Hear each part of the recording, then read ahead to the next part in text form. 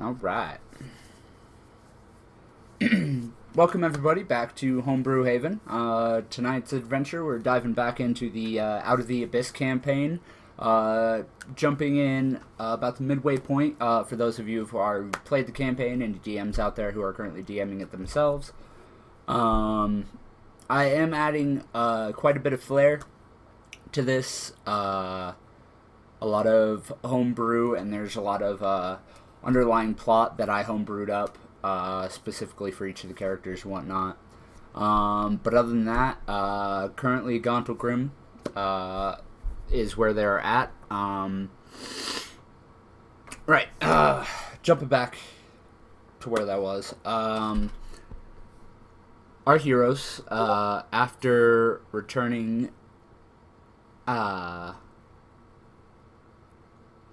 sorry, I'm drowsy as hell. After,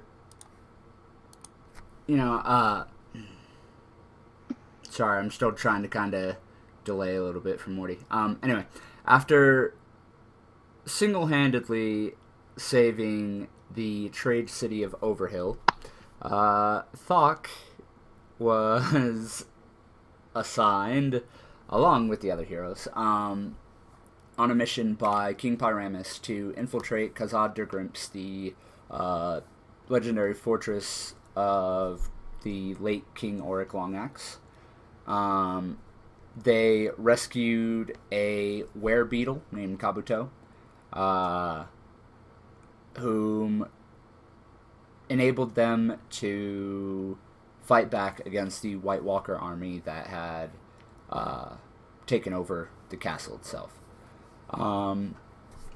After recovering from that battle and whatnot, they were given a few days to rest, relax, and whatnot before King Pyramus gave them use of his airship, and they traveled through Portal back to Faerun, where they were greeted in Gauntlgrym by Eldith, one of Thok's right-hand ladies, I guess. And they were ushered in to meet Brunor Battlehammer, who listened to what they had to say about the demons in the Underdark, and then told them that he had been planning ways to fight back against the demon lords, and that he needed the heroes' help to, kind of help finish convincing the last of the allies to come together. So they attended a feast where they were mingling with some of the guests, getting to see, who all was really there before Brunor began to force them to drink in a way to test their nerve and their stamina. Both Maxwell and Robert, unaccustomed to such heavy dwarven spirits, quickly succumbed to the alcohol and passed out, while Thok was left one-on-one, drink for drink against King Brunor Battlehammer. As they continued to slam them back, and as King Brunor started to slow a little bit, suddenly Thok realized that his second-in-command, Eldith, had a knife placed to her throat. As he looked over at her, he saw the face of a Duergar woman who he had seen before, one that he learned served the former pact weapon that he had, Sildrasil.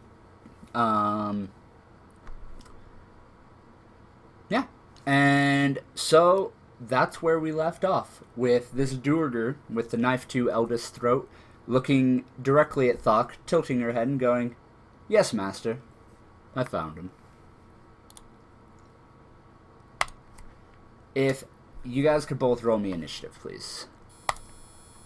Aren't I still, passed out drunk? You are, but as soon as she says that, you both hear 2 horns. The first one is blatantly an orc horn.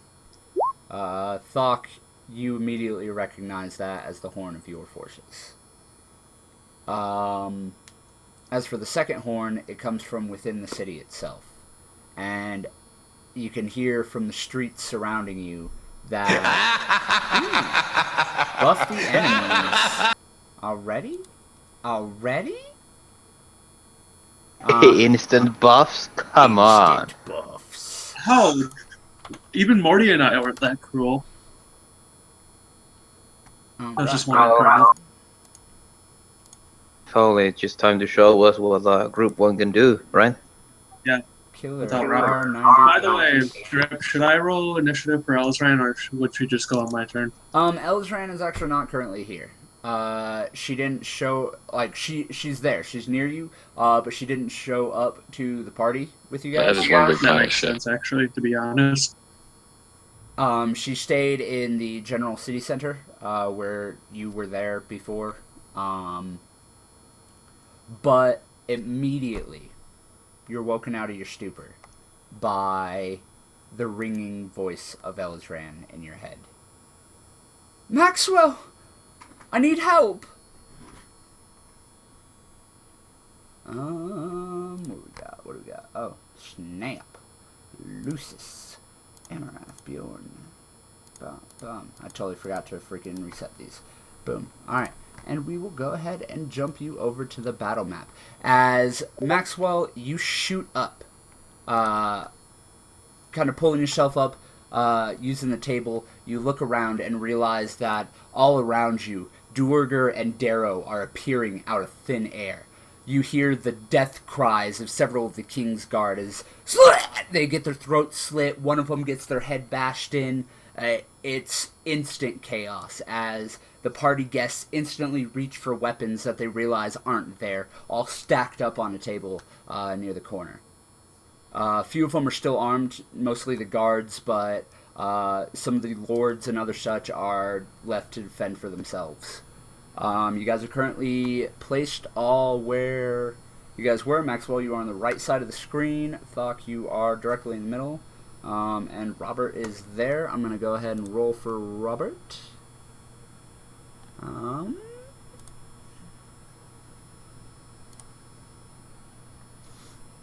Amulet of blah blah.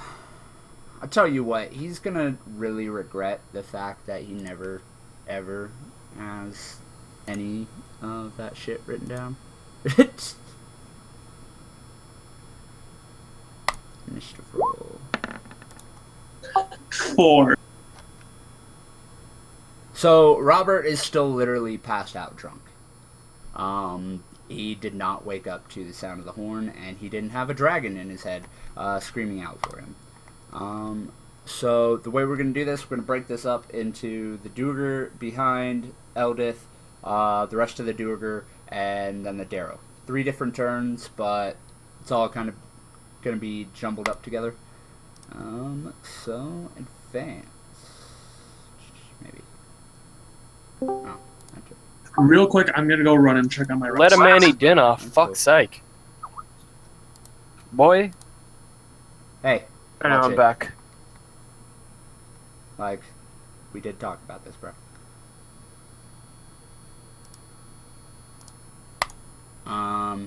But welcome back.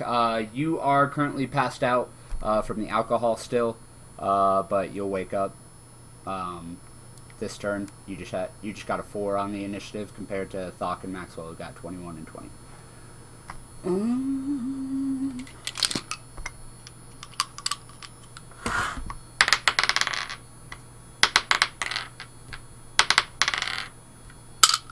And they all got shit fucking rolls.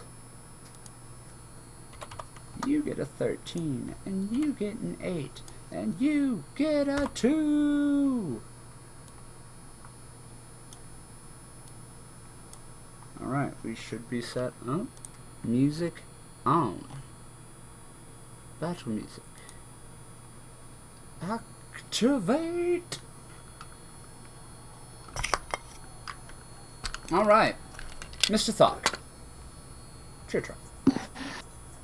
Okay, so what I want to do is throw my sword at the Durgar behind Eldeth and finish up my drink. No, right in that order, but finish up the drink to get my hands free, and then throw my sword at the Durgar. Okay. Go ahead and roll me a 1d20.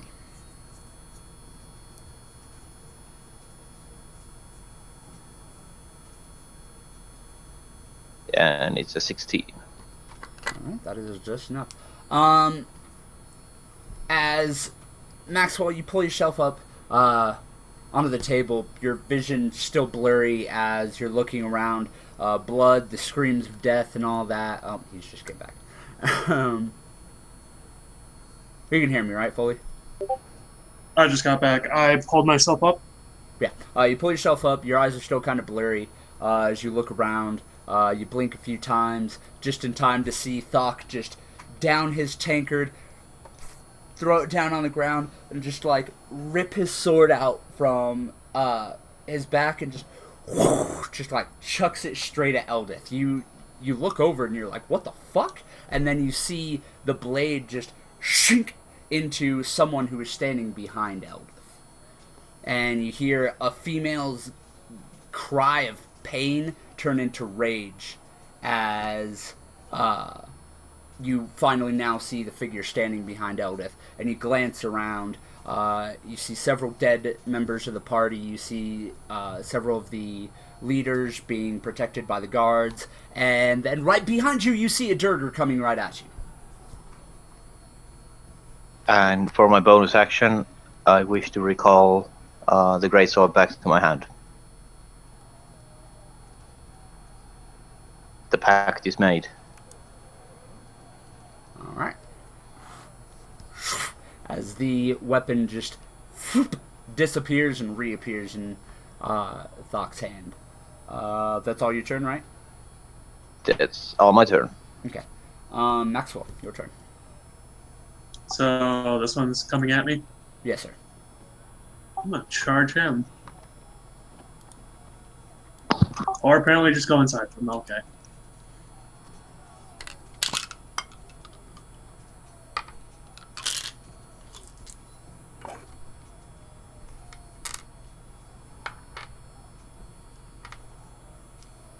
Not bad damage actually tonight.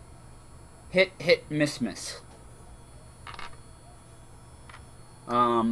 As you lunge at the Durgar, your blade sinks in, but as you swing around with the mace, you're still kind of recovering. You wobble a little bit as you just kind of tilt to the side. You swing at him again with the sword, piercing him, and then as you swing with the mace, you actually just knock away his weapon just in time before he rears back up for another attack. Anything else you're gonna do on this turn? Would I be able to like put up the cloak, the hood of my cloak? Yeah. I'll do that. All right, as you rip the blade out of his gut, and then you just kind of smirk as you just throw up the hood and vanish into thin air.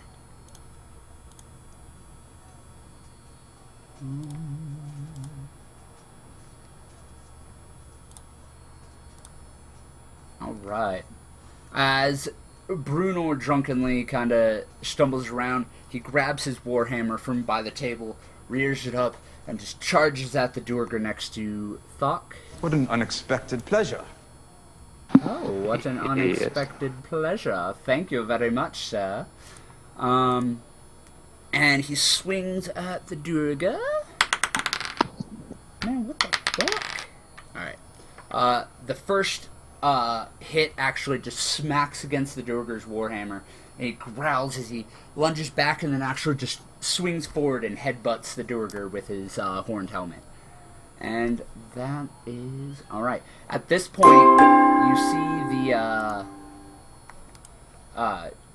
Durgar woman who had Eldith actually rips the weapon across Eldith's throat.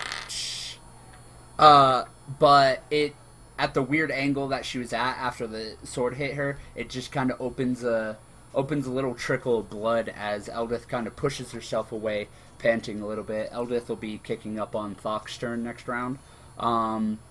Angry that her target escaped, and as you guys look around, you realize she was the only one who failed to kill the Kingsguard she was assigned to. She pulls out a strange-looking mushroom from her pocket and just slams it down on the ground. It explodes in a puff of spores that actually shoot out, filling the entire room and then separating out into the city. There's no real notable effect. It doesn't block the view, doesn't, get caught in your lungs or anything, but, that it's worrying. It's definitely like, you could tell something's gonna happen. At that, it is the Duergar's turn. Right. Okay, doing all that math. As you see, the Darrow kinda aren't really getting as involved in the action. They seem to be more shouting commands to the Duergar, which is extremely weird. Go ahead and roll me an insight check, Thok and Maxwell, please. Insight check? Mm-hmm. Alrighty.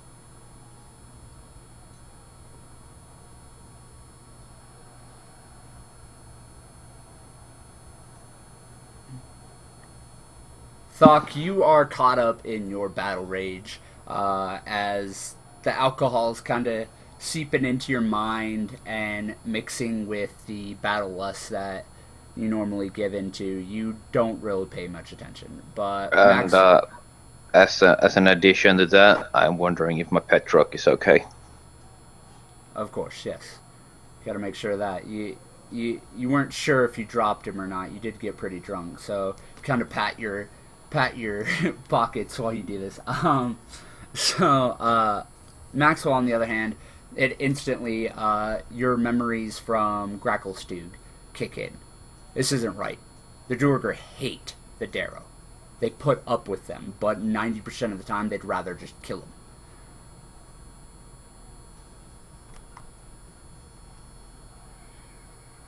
them. And Robert, you feel a hammer crash down on your chest in your sleep. It doesn't do any damage to you, but it does snap you out of it as you stare up at the Duergar just leering down at you, his eyes blank. I'm going to reach out and try to grab him by the throat. Roll me an athletics, please.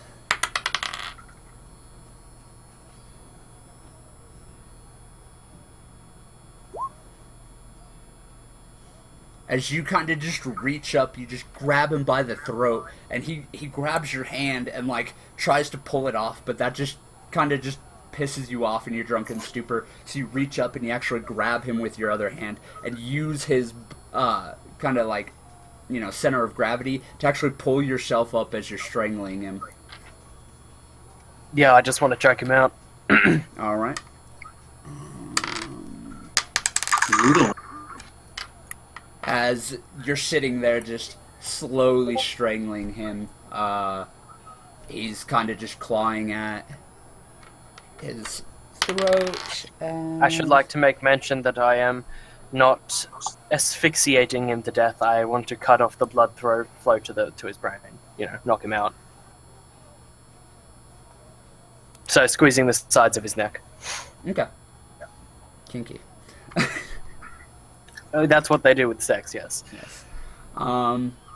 At this point, you guys see the Darrow all snap into action, but not how you would expect. Instead of joining into the fray, they all begin chanting in a strange, dark undertone.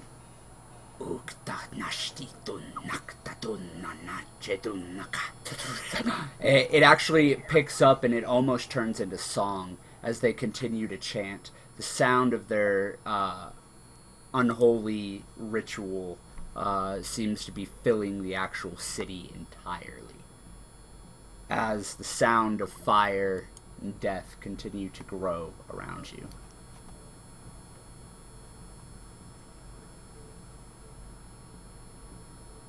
And that's back up at the top of the turn. So, Mr. Thok, it's all you. So, the one behind me is currently engaged with Bruno. Correct. So, this one is not engaged at all. So, I am going to run up to him and give him a good couple hits.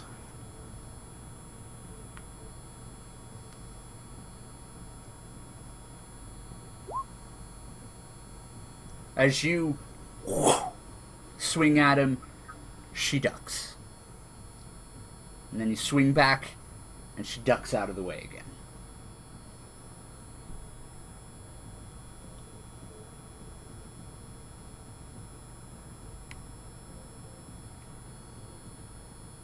Any other moves?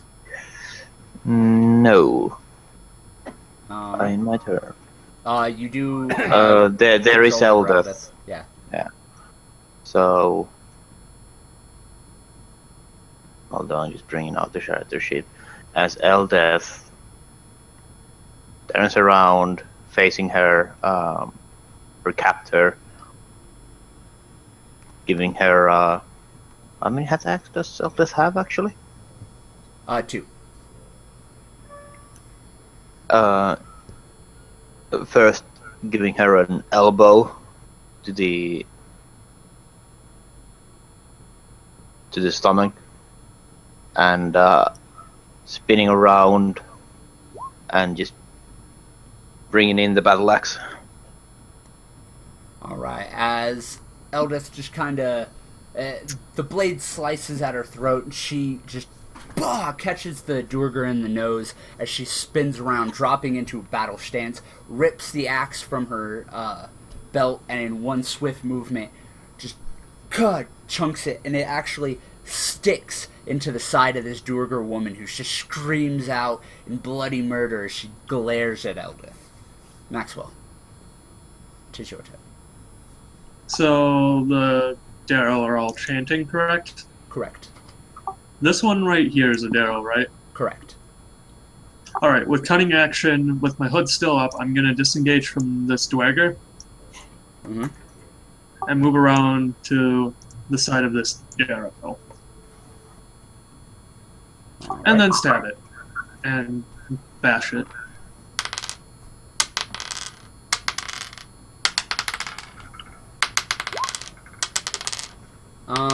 Miss, hit. Alright. As you swing your mace, By the way. Huh? Yes, sneak attacks. Sick. So you get 3. But you swing at him with the mace, the green light kind of flashing out of nowhere. He dodges out of the way, but actually moves into Belgrind as you see his eyes widen as the blade actually just sinks into his chest. You then just bring the mace down on top of his head before ripping the blade out and just cutting his head off in one swift movement. Talk about rogue damage.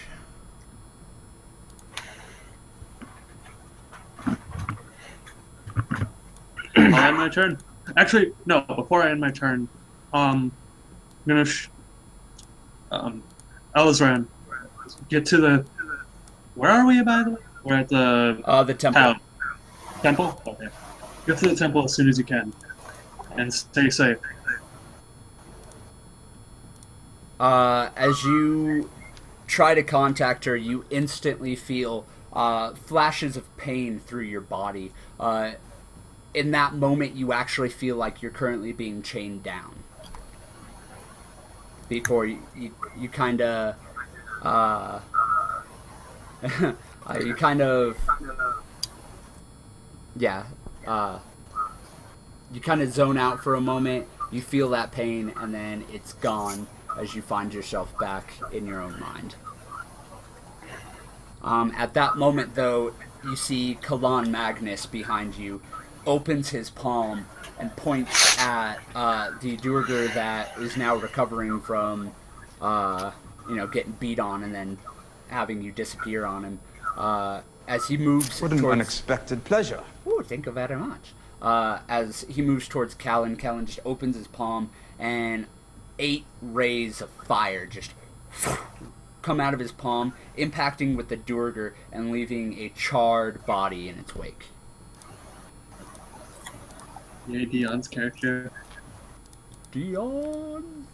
So yeah, those 2 are dead. I just can't actually hit the X because they're at the far side of the map. So, we're going to ignore those. They're just gone. Who is this guy, by the way? Who? Like, the arrow was facing. That's a dead person. See the blood? Oh. See the blood? That is a corpse. That is indeed a corpse. As you guys see, Brunor brings a hammer down on the Durgar's head, takes a hammer hit to the face before bringing it back around and using the horn of his broken helmet to actually slice the Durgar's throat as he falls down, just clutching, gurgling in his death. Brunor actually seems to grow as he lets out a battle scream, and it echoes through the city. Gauntlgrym, to arms!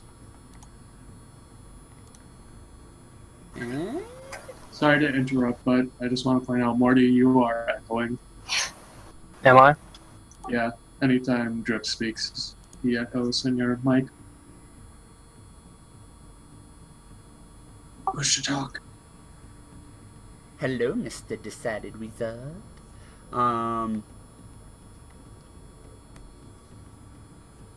As the Durgar facing Eldith brings the blade about, she stabs into Eldith's chest. Can you take off 8 damage for Eldith, please, Mr. Falk? And Durgar fight, everybody fights. Cool. It's like my favorite part because I love this dice rolling, so I get to spam it for everybody else. Robert, it is now actually the Durgar swings down at you. The hammer, or he kind of like swings up at you with his hammer. Like you didn't really stop his arms at all, but he's losing strength, and it's just kind of a feeble thunk against your armor. You just kind of look down, and you begin to apply more pressure. Where'd that go? Yeah. As his face turns beet red. Kinda, through the grayness. His eyes begin to bulge, but then you just kind of see... his head lolls to the side as he falls unconscious.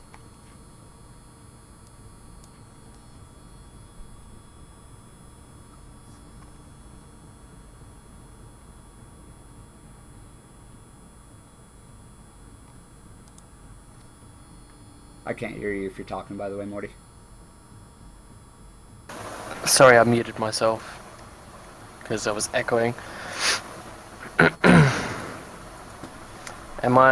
Is the Durgar passed out yet?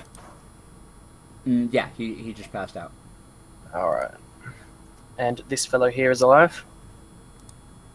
Yes. The Darrow's standing there chanting, his axe kind of pumping his axe above his head as he ignores everything going on around him. Eschewing weaponry, Robert gets up and he sprints over to the Darrow and tries to spear tackle him. Roll me an athletics again. 21. As you just kind of slam into him, knocking him off of his legs, the air releasing from his lungs as you just knock him to the ground. Okay, I would like to then punch him in the side of the head, at the temple. Alright, just roll me a... yeah, just an attack for it, just for the damage.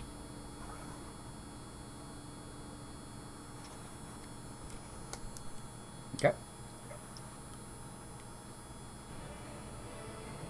Alrighty. Is he unconscious? No. Okay. That is the end of my turn, I believe. Alright. The Darrow that you tackled now swings up at you, the axe glancing off your armor as he does. And back up to Thok. Ooh, that music got loud. So, as this one guy still isn't dead, just going to resume my attacks on him. And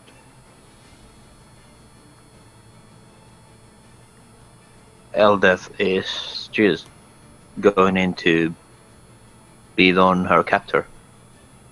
Still. Alright. 2 attacks for her. There Yeah. you go. Okay. So your first attack misses, but the second one cleaves into the Durgar's wrist, actually severing her wrist, and the strange-looking Cat of Nine Tails whip that she was wielding falls to the ground. And her arm or her hand kind of twitches there for a moment before falling still. As for Eldith, she rips the axe out of her captor and just swings it back in, and you can actually hear the audible crack as she cuts through ribs, and then rips out again, and you hear her scream, "For Thok!" And she cuts off the Durgar's head in one swift blow, sending it tumbling and rolling over to the Darrow next to her.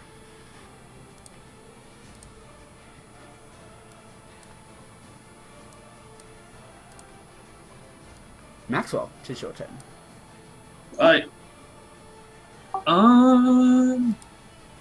What are these big pots by me, by the way? They were used to hold the wine that Kalan had brought with him. Alright. Okay. So I can probably just move around them pretty easily. Mm-hmm. Let me just map out distance again. Cool. Yeah, you can slip right through there, that's fine. I'm gonna go over here. What is that little symbol? Gonna go over here and stabby stab that dwarger. If I can find my attack rolls.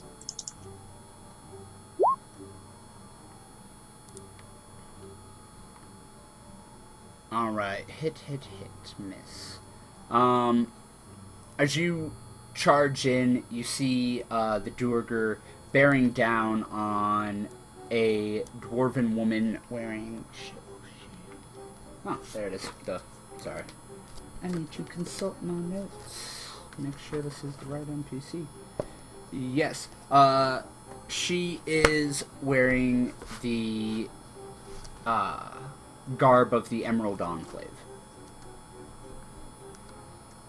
I believe. Yeah, Emerald Enclave. This sneak attack damage is ridiculous. True dat. Dude, wait till you fucking crit with that shit, bro. Right? Wait until I actually get a crit that isn't on advantage. So yeah, 1, 2, 3, hit.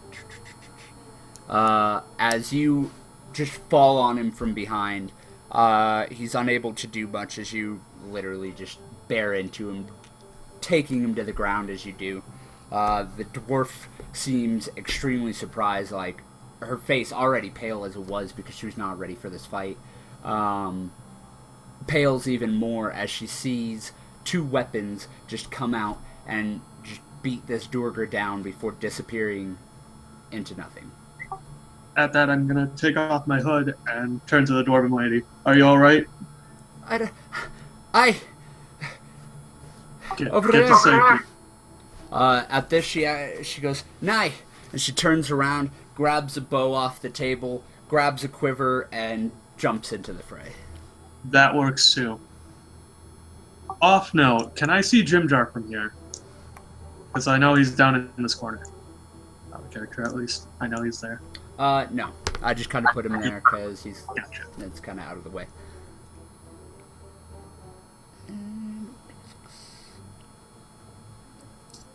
Where's the doorway to this place, by the way? Just wondering. To the left. Like The the big stairs stairwell? going down.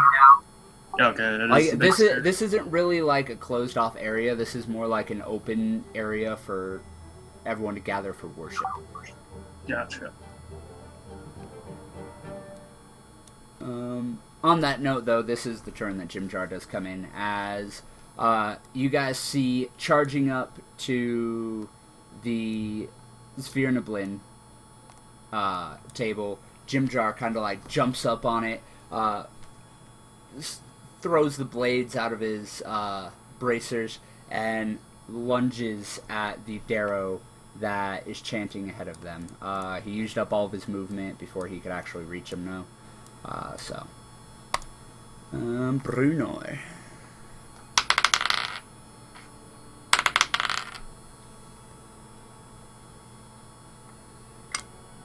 Yep. As Brunor turns and charges at the Durgar attacking Lord Roaringhorn.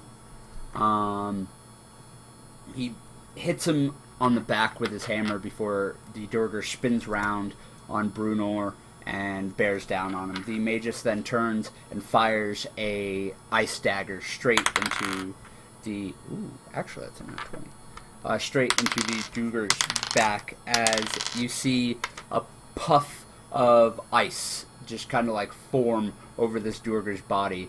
And at this point, Brunor just kind of tink with the end of his hammer, and he falls over and shatters into thousands of pieces.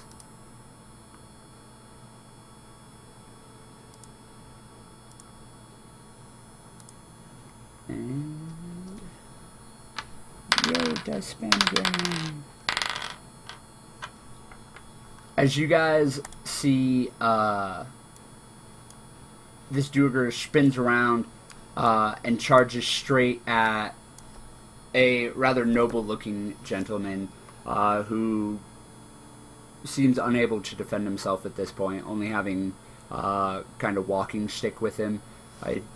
He bats away the Durgar's first attack before the Durgar lets a small blade slip into his other hand and brings it up, and you just see the blade enter the noble's chest with a...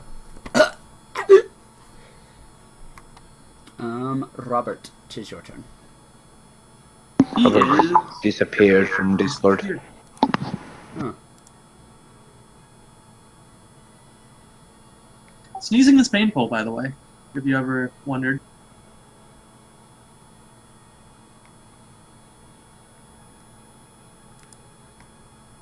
Alright, well, I'm just gonna take his attack for him then.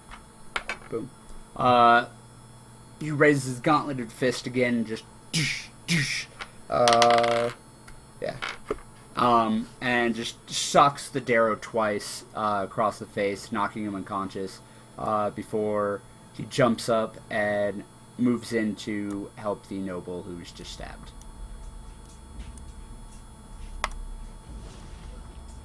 And Darrow's turn. At this point, you guys hear a great scream rise up from the city. As from the streets nearby, you hear, "The dead! The dead are attacking!" Welcome back, Marty. Well, my internet died. Oh. You knocked out the Darrow you were fighting and then moved in to help a noble who was under attack. Alright. Thank you. And Mr. I honestly Thought- wasn't sure my internet was going to come back.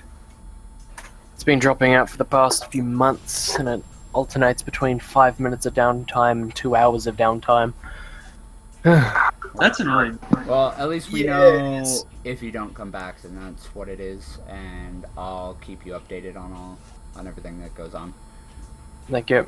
I was looking for my phone because I was going to send you a message, and then I just heard Discord log back on. Word. But it is now Mr. Thock's turn. So, as Elda beat down her captor, she runs over the Thok and just wails on on the other bitch.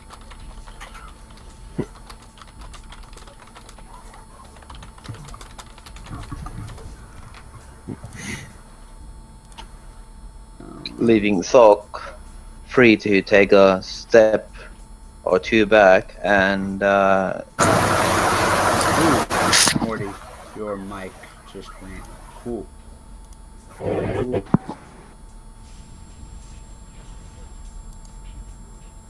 Her Hold first attack misses, but the second one does hit.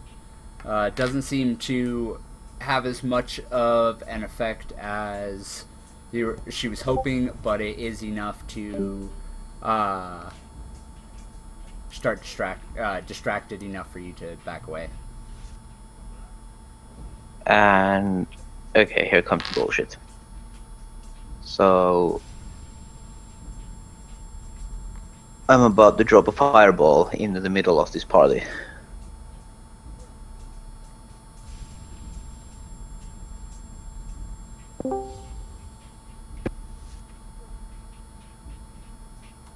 And that large group of people down there, by the way, are the Zentarum. The Zentarum, yeah.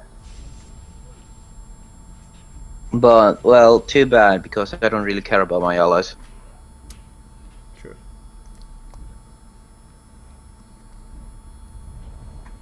So this is going to be as a level 5, not going up to the level 9. Gonna save that for later. Morty, are you here?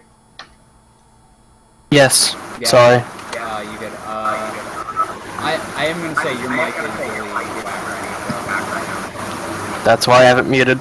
Okay. Yeah, so go ahead and roll me a dexterity, please, Mr. Robert. And then, where's the center point? Right there? The center point is here. Okay. She's actually by the table, so I think she's out of distance. So, Foley, roll a dex save.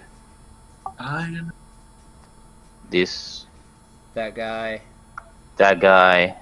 Most of the Zentarin. And just all the enemies. As several of the Zentarum get blasted back, those kind of behind their leader falling back a little bit, you actually see Thok, the assassin woman that was leading them. As the fire reaches her, she actually disappears into a puff of black smoke before appearing right behind you, pressing her back up against you as she pulls out her blades, looking around at the remaining forces that are around you guys. She goes, "That wasn't very nice." It wasn't supposed to be. So Maxwell take 35 and Robert take 35. I would take 22 actually. Or 22, yeah. Or 44. Okay, sorry, my bad. I didn't do 40. the calculation, so. I already took it off though. Don't worry. I'm a good person. Because I rolled a 6. Maxwell, it is your turn though now. After being singed, I'm just gonna grumble to myself about Doc, and then put my hood back up again. Once again, going invisible. And... Yep, I can make it. Try to, step over this dead body. And come up behind this Daryl, or is it a Dwarger? All the Duergar are literally the same model, and then the Darrow are... Okay, so the Duergar are the ones with the hammers, the Darrow are the ones with the axes and the whips. Okay, yep, Darrow then. Go up on the Darrow, and just casually try to slit its throat. As you come up behind the Darrow, and you slam the mace down, just start stabbing into her, at the same time, Jimjar kind of like lunges at her and literally shoves his blades into her throat. So she just falls down to the ground, a jumbled mess of a corpse. Glad to see you can make it, Jimjar. How's the rest of the course city I would. doing? It's not good. We need to get out of here fast. We need to find Elzran. She's chained down somewhere. Last I saw her, she was in the city square. Let's go. Let's get going. All right. I'm assuming you're taking off at this point, then, Maxwell. Yep. All right, we're gonna skip your turns until everybody else is done. Then. Okay. I'm still okay. Just gives me time to eat.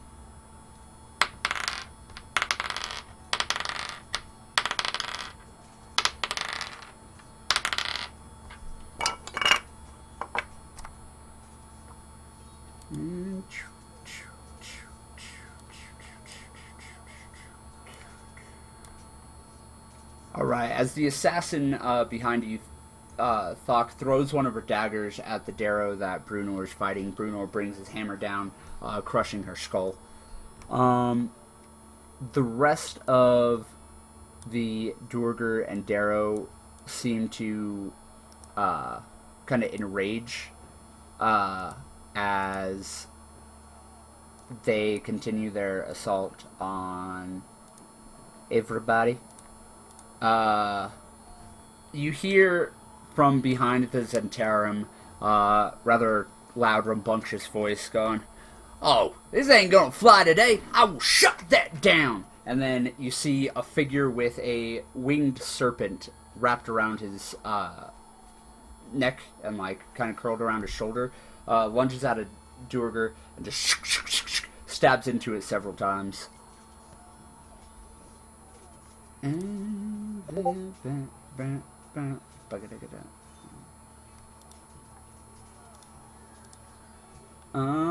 Mr. Robert, is now your turn. Bashy McBash? Is my mic still terrible? It's better now, but still kind of fuzzy. I can't really tell any of these pictures, friend from foe. Who am I looking at? The Durgar right here is attacking the Lord in front of him. Yep. Alright, Robert is going to quickly take Tia's hammer out of its piece knot, and he's going to, beat the Durgar over the head with it. Alright. Twice, if need be. Go ahead and roll that second. Yep. The first blow comes down, and it cracks into the back of the Durgar's skull with a sickening crunch. As you pull the hammer away, you can actually see that the back of his skull is now indented. As he kind of turns around, his eyeball is actually, one of his eyeballs kind of like popping out of its socket as he turns to swing at you, and then you just bonk, just knock him upside the head as his jaw just snaps to the side, and you hear as his neck just snaps as he falls down dead.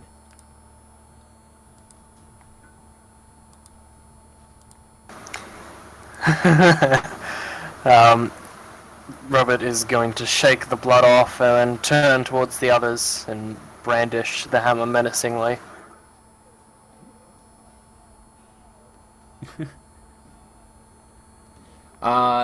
Through all the chaos, the few remaining forces don't seem to be paying enough attention to you. But in that moment, you do look over to the side, and you see a knight and a squire of the Order of the Gauntlet fending off against a Durgar who seems to be not just kind of fending both of them off, but getting the upper hand against both of them, as the corpse of a mage just kind of bleeds out behind the Durgar.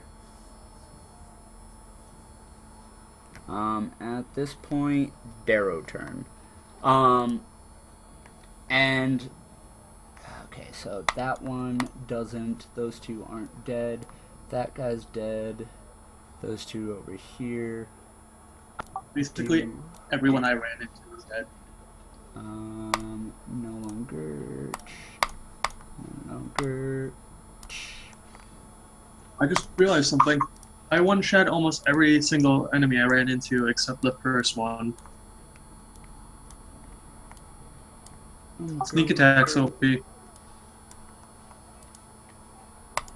As Thok and Robert, you guys start to look around, and the corpses all begin to twitch. And with sickening pops and cracks, the few bodies that are still able to, keep a structured form begin to rise up. Friend and foe alike, all staring with dead eyes as they rejoin the fight. Thok, it's your turn. Okay. Seeing that this is no good, Thok launches into the against the same foe that it was previously encountered. Just shoulder punch him. Just smacks him. Tries to smack the whatever it was down to the ground. And hand Eldeth the orcish war drums and his drumsticks, along with a message. Take these to the orcs. You will know what one is worthy of these, because he will be the only one standing. Alright.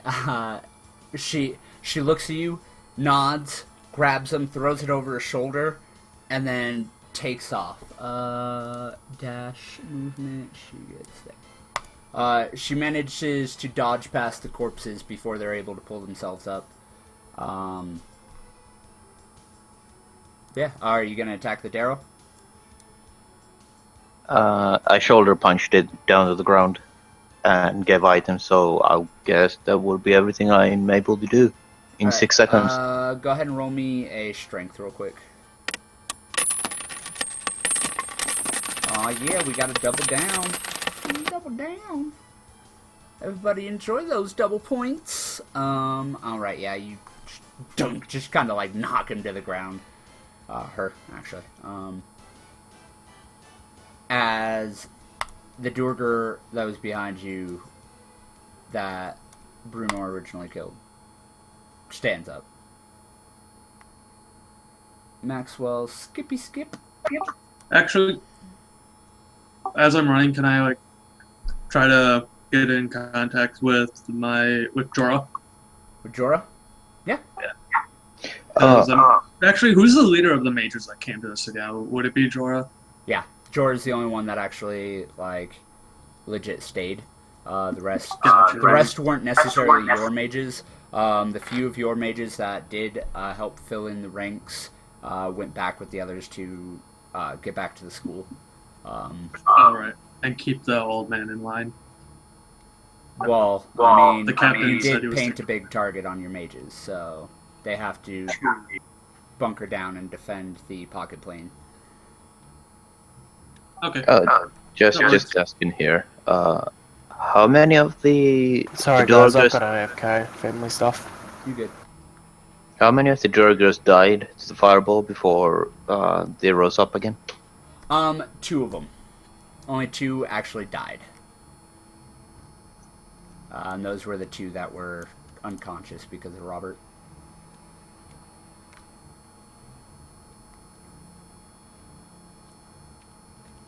Anyways, 10 HP. 10 HP. I guess mentally Jorah, can you hear me? Jorah. Yes, master. Where are you? I'm scared. Okay, where are you? The market place. How close are you to the temple? I don't know. Do you know where the center of the city is, at least? No. Town center. This is the first time I've been here, sir. I'm sorry. I don't mean to. Calm down, Jorah. Roll me persuasion.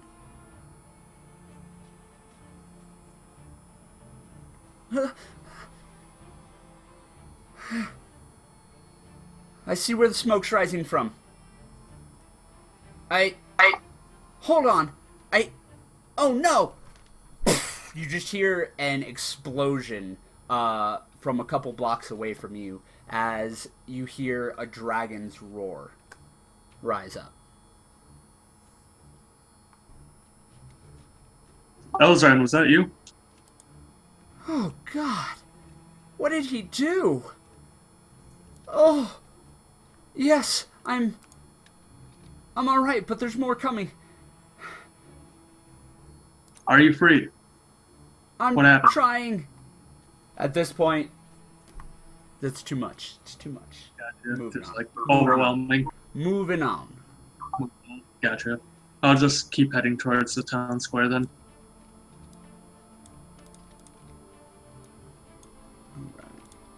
Along with Jim Jar, of course, you know, one of the better NPCs.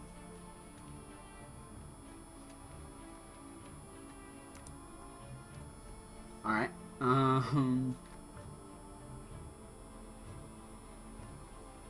And Brunor.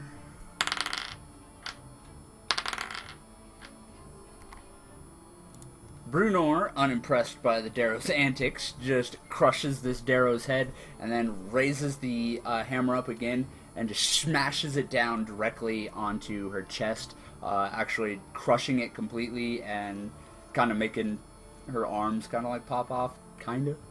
It's more of like just the sheer impact actually split her sternum and caused her torso to kind of like split apart. And before, boom, this Dorger lunges at Brunor. The first attack with her blade glances off of his armor, but the second one finds its way up into a weak point in its body. Fuck it, I'm just gonna do this.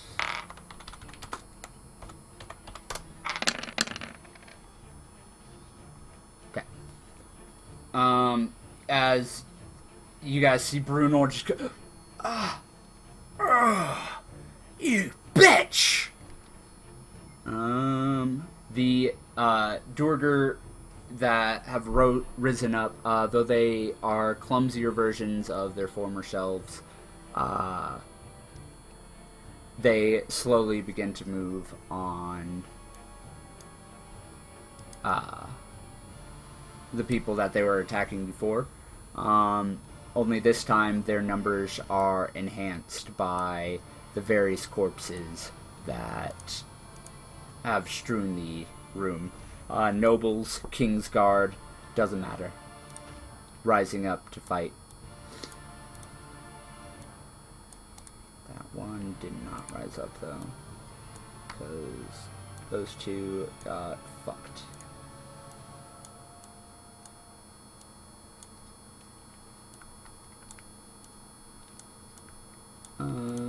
This one did not rise up. Actually, yeah, it did, because broken neck doesn't stop.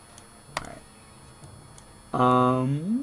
Robert, you see the Sphere Neblin, formerly kind of sitting there in fear. I don't even know if he's back or not yet. They start to spread out, and actually start filling in some spots to help the combat out. But the Zentarum all slowly begin to retreat.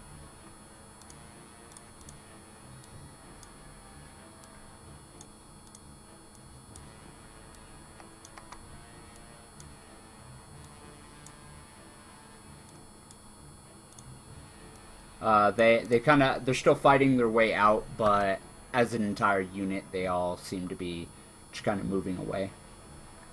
As the assassin comes in, she doesn't really get to do much. She stabs her blades into the flesh of the Duergar, but the soulless corpse just kind of turns and moves against her, swinging his axe or his hammer at her. Robert, it is your turn though now, if you are back. And if not, I shall take your turn.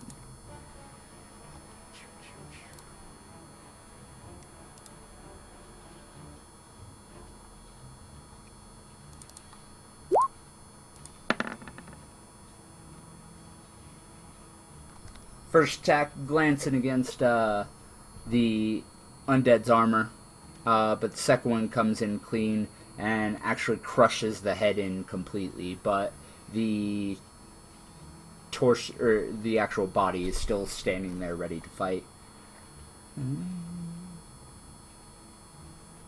At this point, you guys see the Darrow who aren't currently engaged, which actually there's none of them.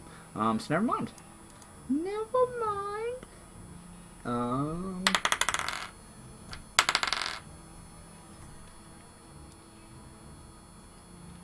As the Duergar, or the Darrow in front of you, pushes itself up to its feet, Thok, you get an attack of opportunity.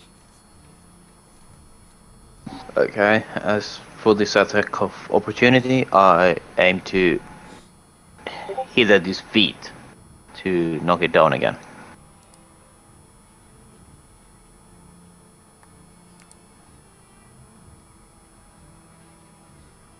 As it's pushing itself up, it kind of like glances up just in time to see your blade come down and cut it in half.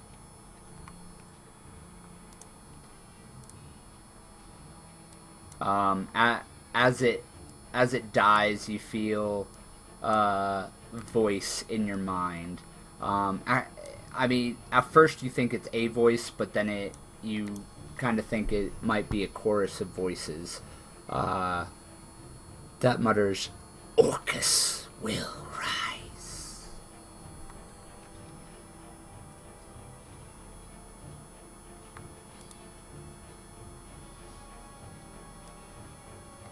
And Eldith double dashes away. 2 turns for that.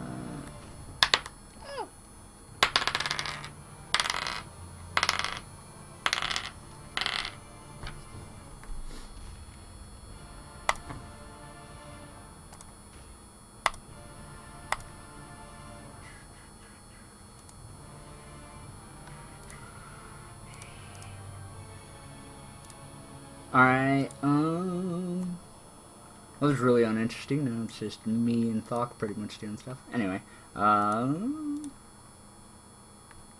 bum. Bum, bum. Okay.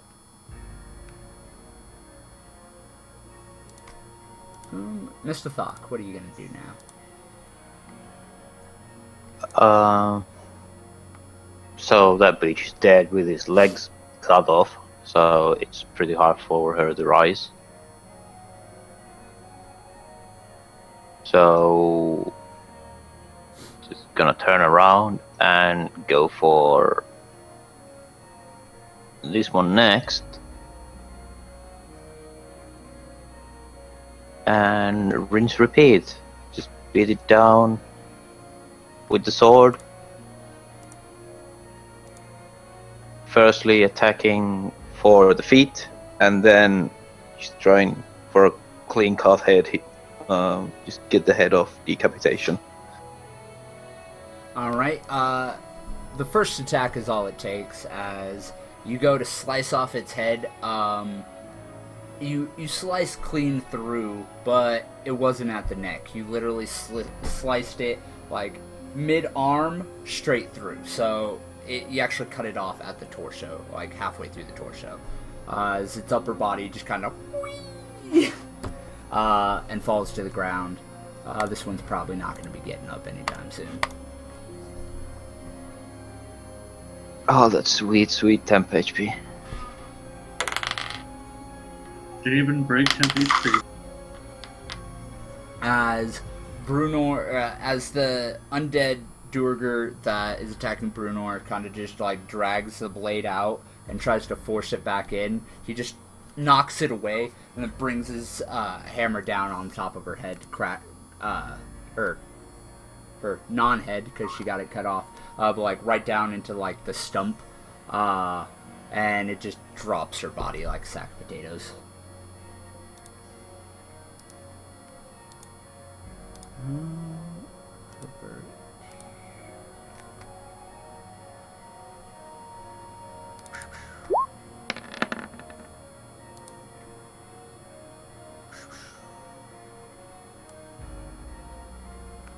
What about? Wow. Alright. Mr. Thark, it is once again your turn.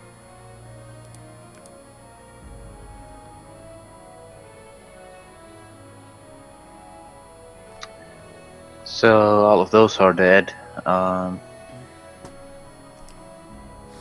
With that, I just yell to Bruner that it should be better to move out here and go for the offense instead of trying to go for trying to defend. Attack is the best defense after all. He looks to you and nods. Hey, you might be right, Snout. Let's go, boys! And he kind of swings his warhammer above his head weakly as the remaining forces kind of try and finish dispatching the ones they're fighting. The only ones that seem to be really having trouble are the mages at this point. So here and here. And as I already have someone going for my forces, I stay behind and just breathe on a bit more Duergar.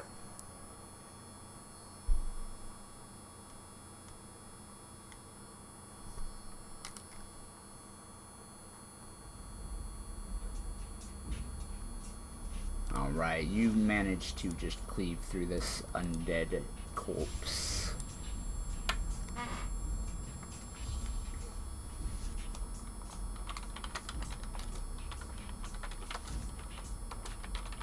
So how close are Jimjar and I to the town square now? You guys are getting a bit close. You guys have been kind of getting caught up trying to navigate the ruins of the city. You see several, the city was basically in ruins as it was. They did just kind of start reclaiming Gauntlgrym. But now you can see even the houses and whatnot that were rebuilt, or the ones that kind of lasted, are, some are on fire, holes are being blown through walls and whatnot, corpses are shambling everywhere.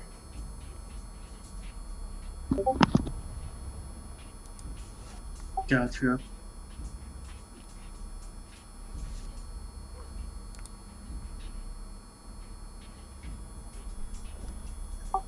Morty, Robert and I are still level 10, correct?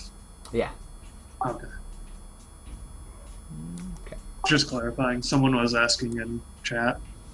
Weird. Sorry, I'm not paying attention to chat. It's kind of a lot that's what harder Audrey to and I deal do. with when you're doing a lot of combat. So I appreciate, the fact that you guys are keeping up with that.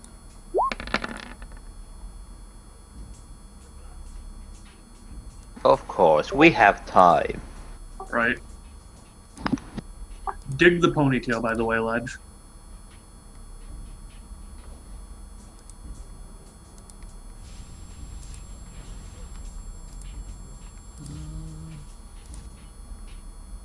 Alright, at this point,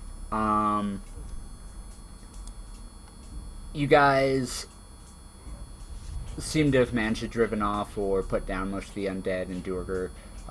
There's a few Darrow who kind of sprint off into the city, as many of the forces kind of gather up, and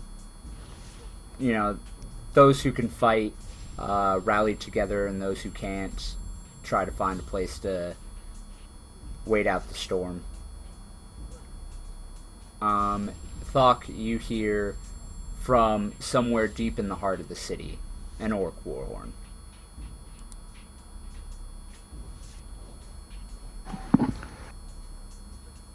And then I turn towards the warhorn and bolt to it, getting to my forces.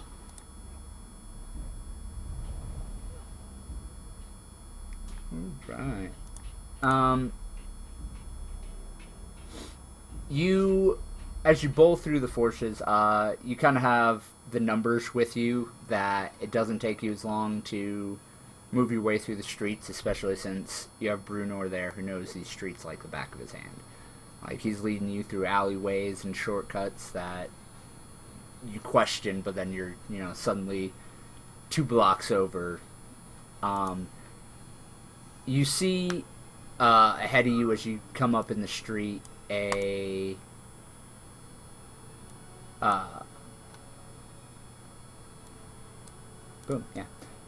you see Maxwell and Jimjar running up behind an undead giant that's laying down on the ground before they kind of stop a rather large devil standing right in front of them.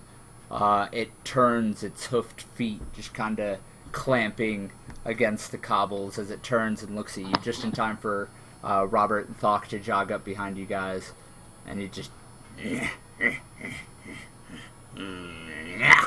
and he charges at you, his tusks actually igniting in an unholy flame.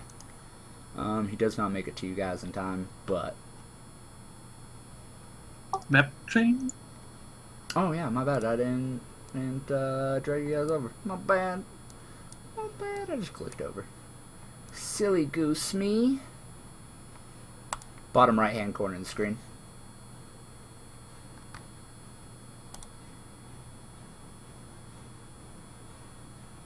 So, this big ugly thing? No, the one right in front of you. Oh, that's another big ugly thing. Yeah, that's a burning building on your left.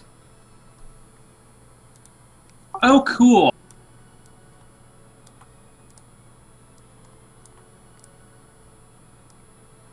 Yay! I just realized something.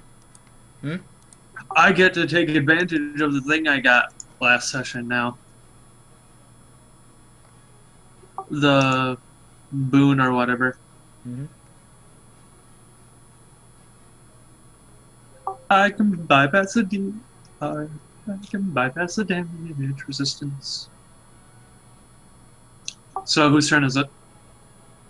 It would be Thok's. We're starting back at the shop. So wait, I would have my forces with me or on this as well.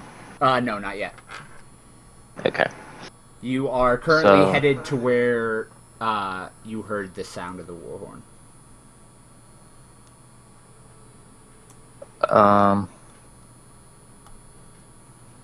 And how tall would this demon be, or this giant? About 15 feet tall. Okay, so what I would want to do is then run on top of it and just like he would put Excalibur into the stone with 2 hands, just do that to his skull.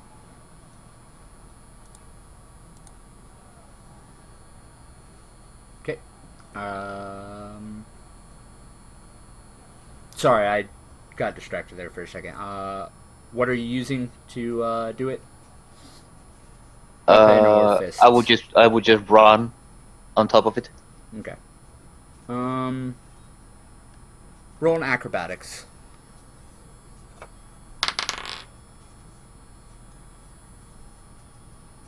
That's 11. Alright, as you run up, you try to pull yourself up onto it, but it just kind of like jerks itself out of the way and just glares at you as it swings back around, grabbing your arm. It has a little bit of a grip on you. You'd be able to pull away on your next turn type thing, but if it attacks you, it will have advantage. Which, by the way, Either way, I will attempt to feasibly or measly still swing my sword.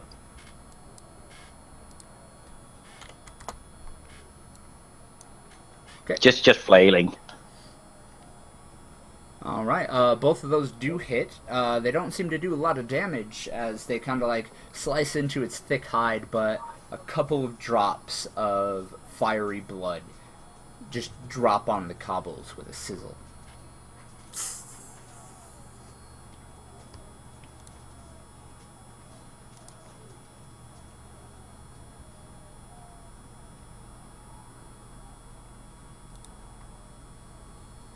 My turn then? Yes, it is your turn. Alrighty. I am gonna pull out my oath bow and just try to fire 2 arrows at his face. At his face. In your face!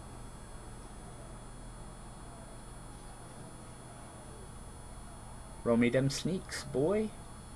Oh shit, I get sneaks against this shit? You get sneaks, boy. You got that breaking of that resistance.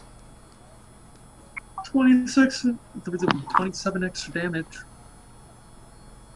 As kind of just pull both arrows at once, rip it back, and just fire it at him. They both actually fly straight up its nostrils and its snout.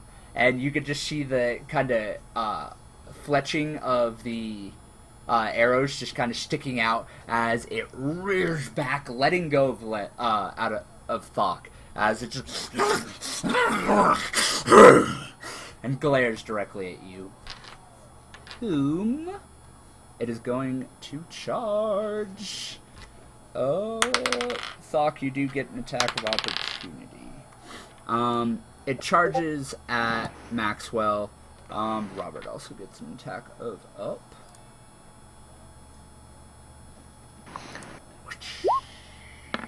So wait, he throws me and I get an attack of opportunity? He doesn't throw you. He lets go of you because, like, he was grabbing you, and then he just took 2 arrows up the nose. So he kind of like let go, so he could kind of like, and then he charges at Foley or at Maxwell, ignoring you. So you basically get an extra swing at him. As this time the blade cuts in deeper into its flesh, an actual spray of its fiery blood painting the pavement. So, how I would see this is, like, when he lets go, I stab the sword into its side to hold on to it. So I would actually go alongside with the demon. Okay. Would Dawnbreeder do that extra d12 to the demon? Yeah, I did that on my own rolls. Gotcha. Didn't know. For the basic attacks, I can just kind of click the character sheet and click it, but it's a lot easier to just roll the dice here for anything else instead of typing, /roll, whatever. Yeah.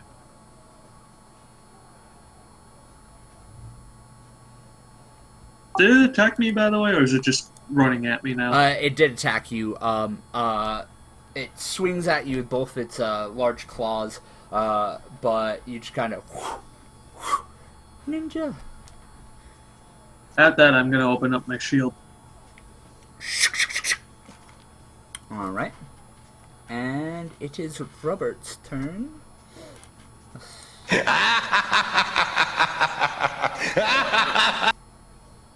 Who done it? Who done it? I gotta check that Revlo. What happened? Gotta check that Revlo because they buffed the enemies.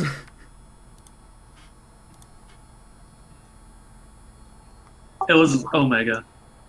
Yep. Oh, and Just saw I on didn't even stream. get that one. Mr. Ledgerbrill. I've been sponsored from the start.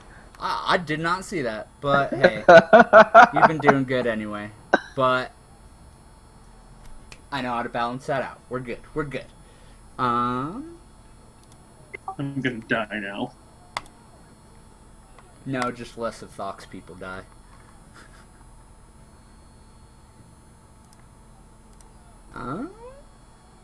Yeah. Robert's turn. Robert slashes with Dawnbringer twice. Twice.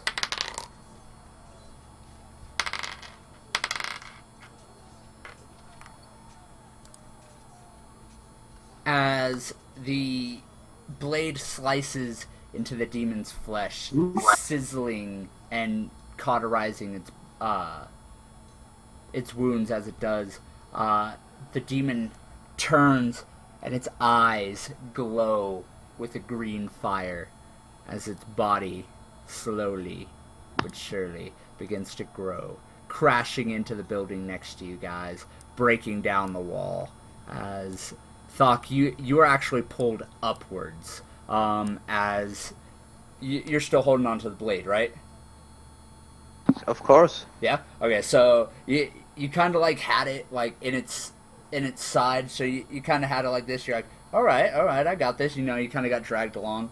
And then, but before you can actually like pull the blade free again, you realize that like you're trying to get your footing so you can pull it out, and then you realize that now your legs are just dangling in midair as you're like, oh shit! You are now about 15 feet up in the air. Un momento, por favor. My roll 20 decided to just be dumb.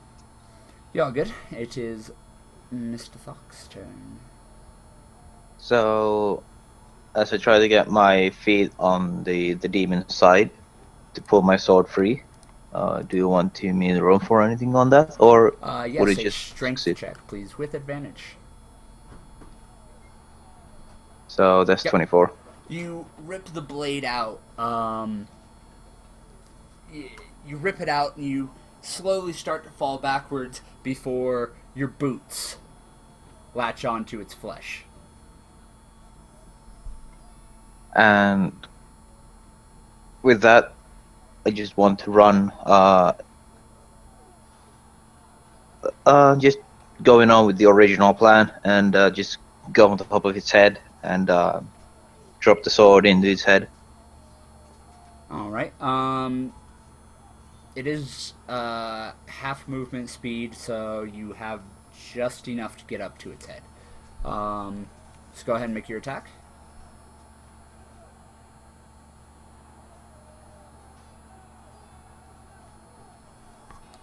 As you kind of slam the blade down into its head, a little bit of an opening kind of opens up. It shakes its head a little bit before you just kind of shove it in one more time. The blade is sinking in about halfway before getting stuck.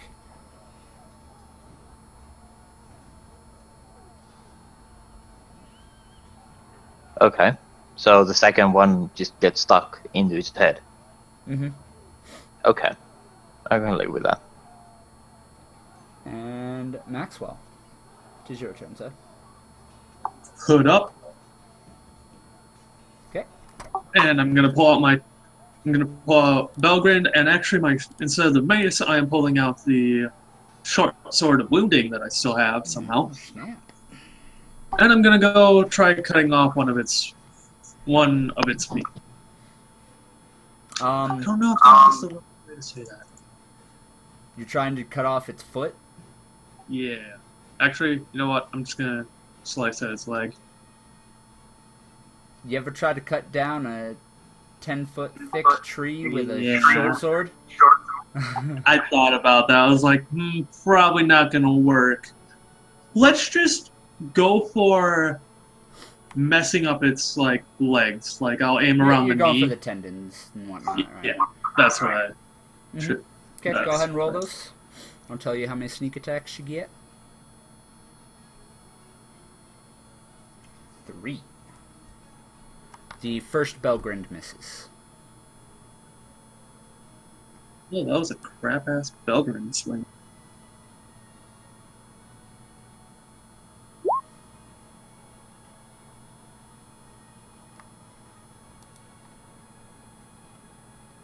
As you kind of shink, shink, shink, shink, the first Belgrind glances to the side, but the other 3 jabs go through rather quickly and as you pull out from the final stab, 3 squirts of fiery blood just kind of right out onto you. Take 4 points of damage. Ow, ow, ow. It burns.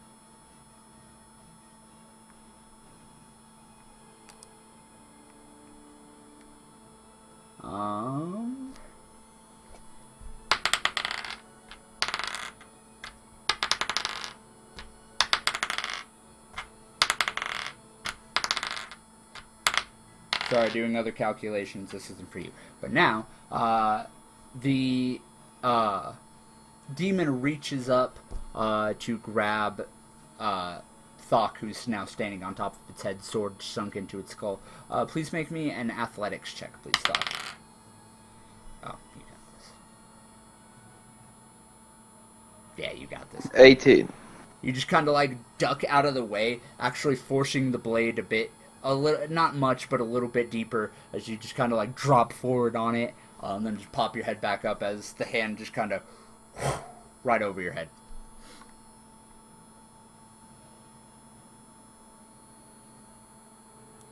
And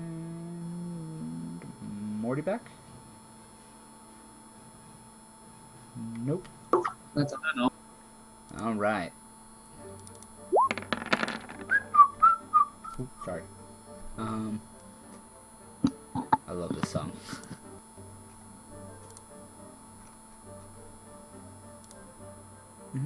Cool. As Robert stabs into its other leg, Dawnbringer flares with a blast of light. No. That's my 12.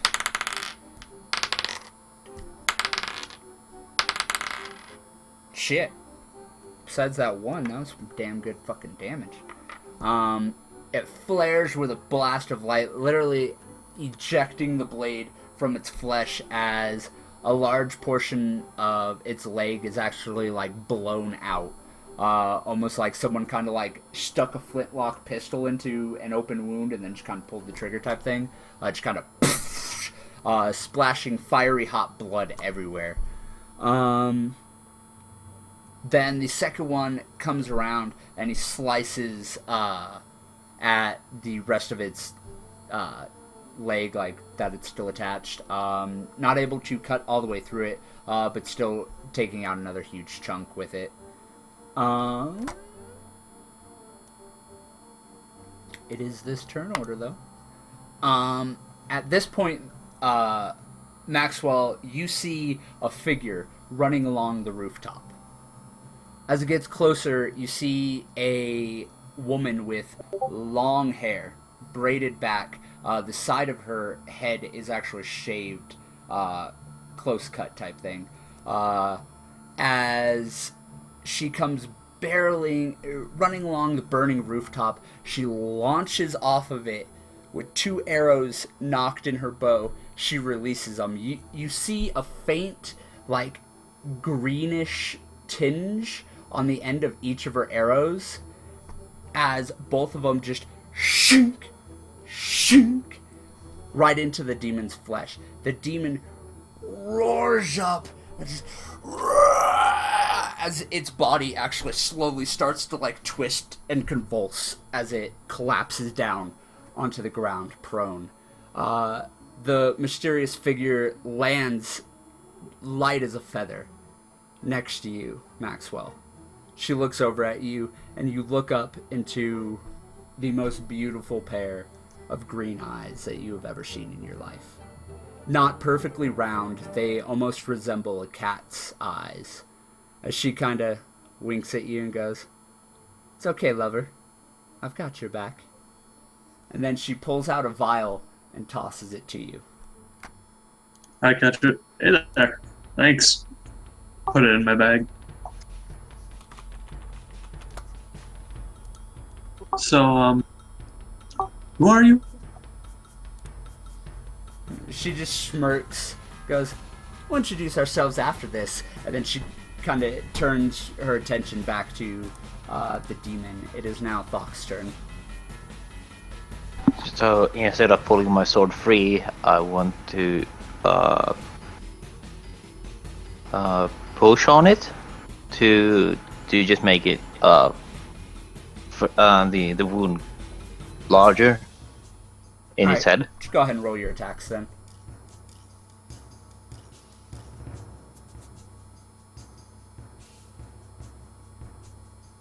Alright. As you slice into it, you got it in there, and you kind of... and both times that you try, it doesn't seem to, actually get through. But then, suddenly, off in the distance, you hear...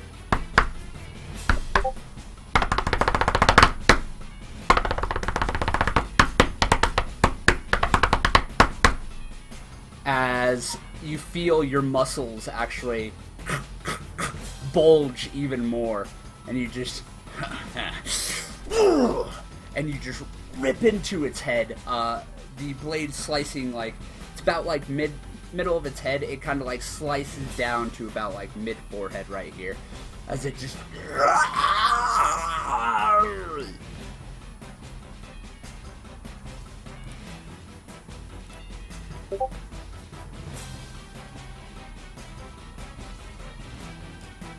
The orcs are coming! that works fully. Alright. Just so it's less than I put my hood up, I take it off. I put my hood up, I take it off. Yeah. Okay. It is your turn now, though, Maxwell. Is the demon still alive? Yep. Demon, devil, whatever it is. It is indeed. Chocolate party cake. I'm just gonna go to wherever its neck is and just start stabbing it repeatedly.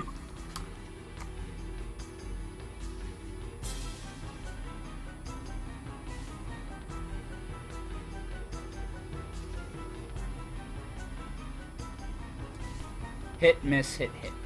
Roll 3 seats.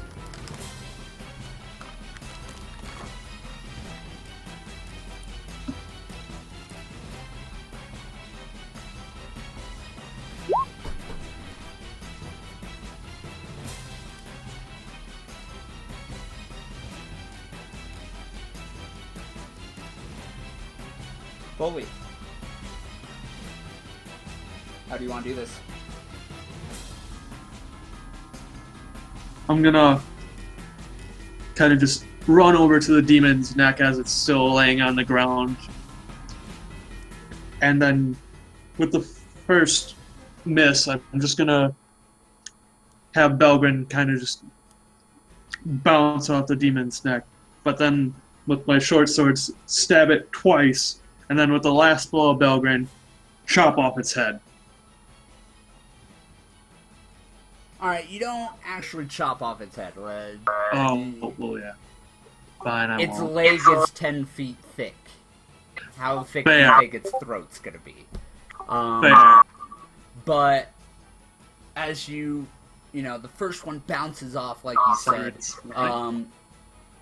But you kind of just, at this point, you're a little bit pissed off, so you just kind of flip your short sword of wounding in your hand as you do, just as 2 wounds open up where a normal creature's artery would be. It's just they literally start gushing blood as you finally just take Belgrind and slice right across the area where you just stabbed, opening the vein and allowing all of the blood just to seep out. As it does, the body of the creature, like you guys have seen before, when these creatures die, they fade back into back to where they came from. This one it kind of pulses a few times, like it's trying to, but then you see that the blood that's coming out, you see that kind of greenish tinge filling it, and its body stays there as it bleeds out. It's kind of like death thrashes break some of the walls down in the building as the building beside you begins to collapse. Each of you roll me a dexterity save.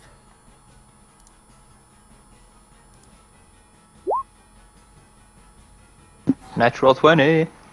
You know, on a 12, I only rolled 2 less than your nat 20. Uh-huh. Because I have shit all dexterity. Meanwhile, Robert.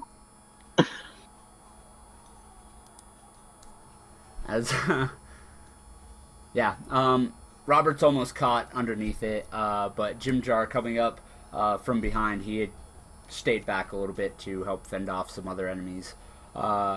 Runs forward and just tackles the paladin, literally just jumping up and like slamming into his chest, knocking him out of the way as a large burning beam comes down and cracks Jim Jar across the side of the head. He collapses, tumbling a few feet away, unconscious. Jim Jar, no!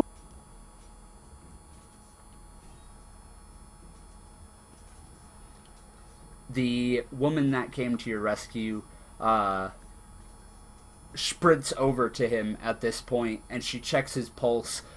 She pulls out a potion bottle from her pouch, and as you see it, fully, you see a very familiar marking on the side of it that, you know, at first you're like, where did I see that? And you're like, oh, this is on like every potion that I've gotten from Omnia. As she uncorks it, tilts Jim Jar's head back, pours it down his throat, and looks over and goes, Maxwell, your dragon's over around the corner. She needs your help. I'll take care of him. Right, let's get going. Thank you. No problem, sweetheart. As she kind of winks at you again, turning her attention back to Jim Jar. So, how I would see my dexterity saving throw here, like I'm on top of the the demon's head. I pull out my sword and just do a backflip. As the demon is collapsing. Why am I keeping calling the dragon? Because you're reliving your past victories. Yeah. Yes, and just fall with perfectly just on my feet, and just turned 180 degrees, ready to move on. Just avoiding all the boulders, everything that comes from the collapsing building. All right.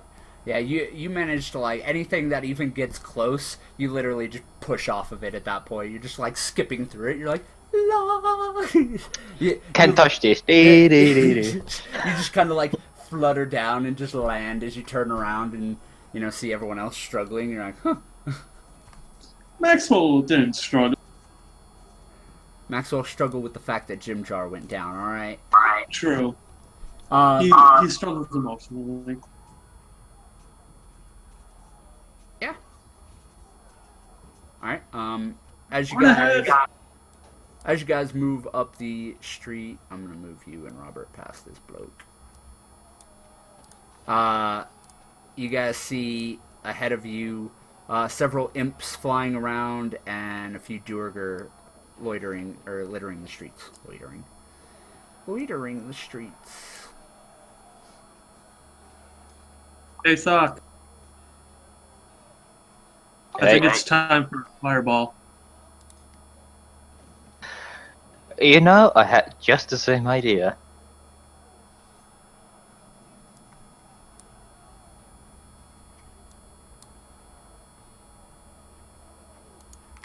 As I throw a fireball at them, at the Duergar and the imps. Direct hit, or are you doing it behind them or anything? Just direct hit on the Duergar. Okay. Or how far would the imps be? Yeah, that works. You'd hit them. And that's 45 damage if they don't do the dex save. Alright, so that's 4 dex hit.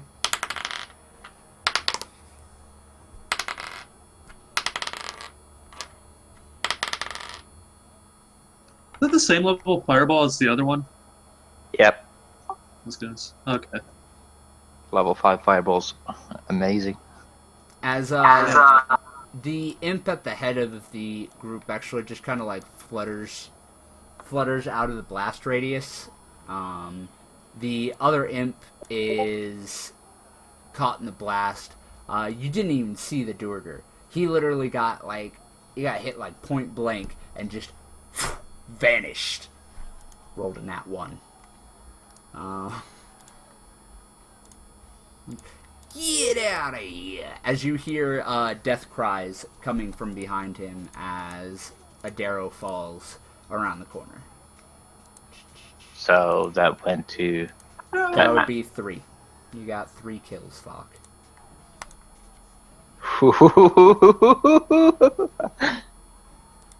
Can I just use the oath bow and shoot at the imp?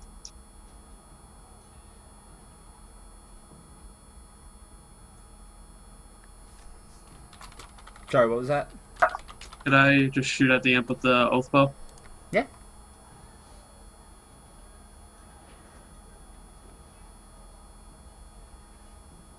Overkill. Both of the arrows fly into its chest, and it literally, like, as it's flying out of the fire, it gets blasted back the 10 feet that it just flew out of the flames as it dies. Overkill. You guys make your way up and around the fiery corner of the building, and for the first time, you see Elizran Maxwell. Several Darrow and Durger have actually launched these strange-looking chains up and over her. She keeps flapping her wings trying to shrug them off, but the only reprieve she seems to be getting is Jorah, who is standing there, though he does seem extremely nervous. Shit, I didn't actually set up those spells. Alright, good to know. Which one's Jorah, by the way? Just a question. The blue-cloaked one. Okay. Just making sure. Yeah, as he's kind of almost similar to how Thok used to use his Eldritch Blast type thing. It seems like he's pulling this energy out of some other place. Like it's almost like he's pulling it out of thin air, but you can tell that he's getting it from somewhere else. He kind of like places his hands together as he just draws them out, and you can see random numerals in many different languages just flashing through the air as he gathers up this bolt of light and then fires it at the Darrow right there. It impacts with her back, and her body shrivels. It almost looks as if you just saw the passing of 600 years of her life and death all at once, as her skin shrivels, clings to the bone, and begins to rot away, the bones falling, just scattering across the ground. And then he pulls out another ready to go. Which way is Elizran facing, by the way? Just clearance. Like, which way is her head? Where is her head in comparison to all the Darrow and Dwergo? Head's up here, tail's down here. Yeah, shit. Before Maxwell was able to do anything, Luck just goes like, wait, can you shield your dragon from the blast? If I'm about to throw a fireball in there? I mean, she's a dragon, so... Elizran, how do you feel about fire?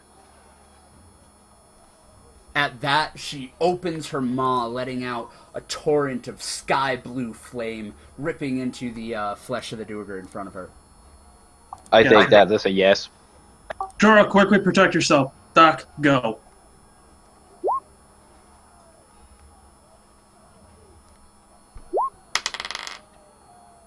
Oh, What it's is a level this? 9. That's a level 9 fireball! What is this roll? Roll 1d6, Sledge.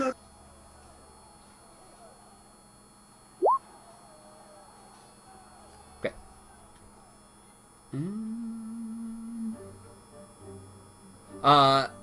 As Maxwell, you shout out to Jorah, protect yourself. He turns around and goes, what? And then the fireball is already on the way as you see the slight little ball of energy before it impacts on the back of Elizran. The fire spreading out across her wings as she actually buffets her wings. The chains melt and snap as she rises up, the fire dancing off of her scales, actually making them glitter as she adds her own flame to the fireball, wiping out all the Durgar around him. Thok, I'm only giving you 3. You get 3 because it was a team effort, alright? Okay. Team effort! But you do see that Jorah did get caught in a blast. He managed to throw up a little bit of a defense just in time, but you see he gets blasted about 20 feet backwards before he falls on the cobblestone. Oh, not again. Oh. Poor Jorah.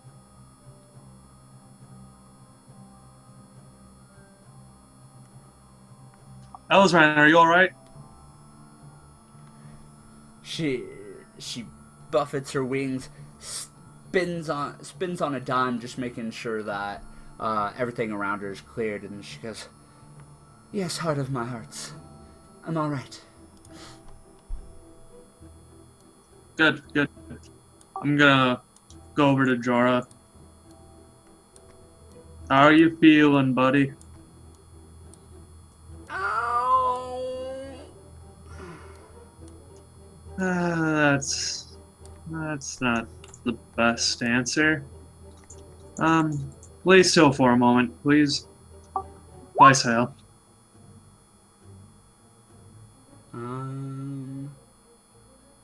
What was that full damage? Is 60. Through a gem, by the way. Okay. This is through one of my... It's not the full 49. Okay. 31. It's 31 points. 31. Okay.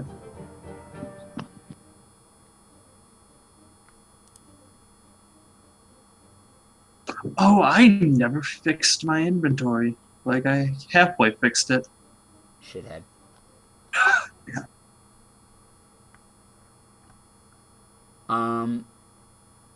Around the corner down an alleyway, you hear 2 high-pitched screams.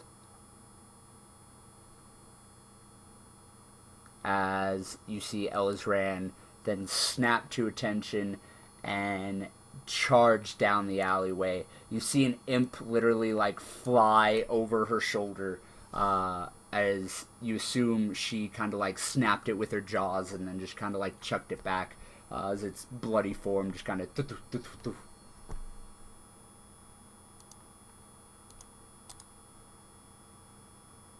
I just pat Jorah on the shoulder. You'll be alright, buddy. I stand up and run to follow Elizran. Yes, sir.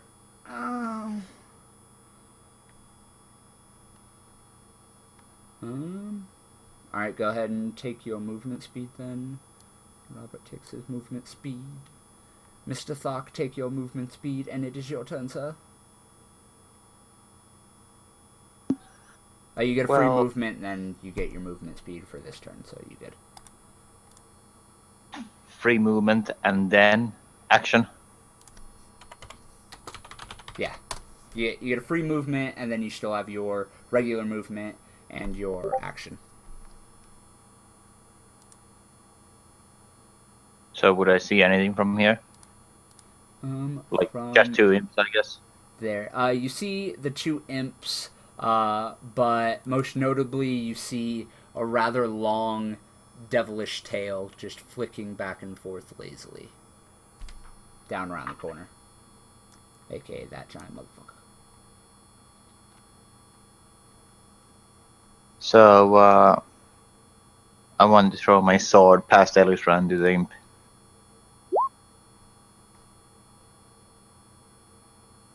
Flying dragon glass. Great A name. As you just whoosh, it flies forward, slicing off the imp's wing. As the imp kind of like dips down, it actually like lands on Sardonyx, who just kind of like snaps her neck, sending it flying into a wall. As it kind of crumples, falls down, and then gets back up. Its wing's gone, but it's still barely alive.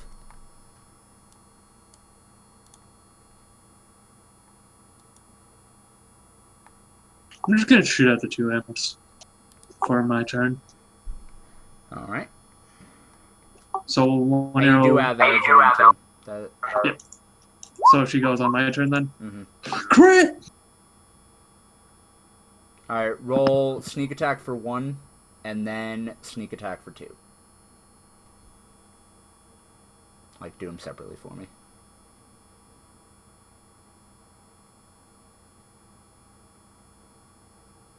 And another one. You double your sneak attack damage, bro. Well, not double the damage, since we are able to roll easily. So, grand... Alright, so the first one is... Yeah, that's a lot. The first one, you just kind of knock it, shoot the one that hit the wall. It literally just, like, shoots it through the head. Like, tiny little head, medium-sized arrow, head explosion. As for the other one, you take your time, line it up, fire the shot, and it actually bounces off one of Ellisran's scales, flies up, hits a wall, bounces off, and shoots the imp through the neck and pins it to the wall. As Ellisran kind of, like, she was going for it, and then she kind of, like, looks over, looks back at him and goes, "Well done, hatchling." And trick shot. Elzran, can you fly up and tell me what you see? Of course. She flaps her wings and she takes off about 30 feet up in the air.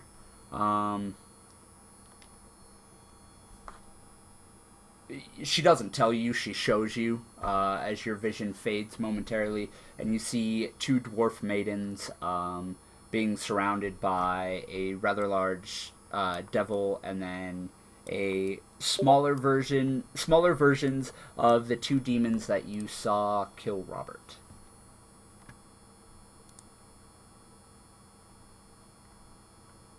Doc, there's demons, devils.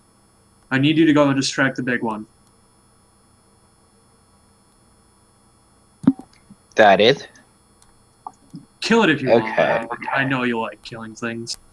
As you guys kind of discuss this, Robert literally just barrels past you guys like he heard devils, and he's like, "Oh, I'm coming!" Using his full dash action to make it ahead of you guys. Thok, it is now your turn, sir. Don't use a fireball, Doc, please. There's innocence.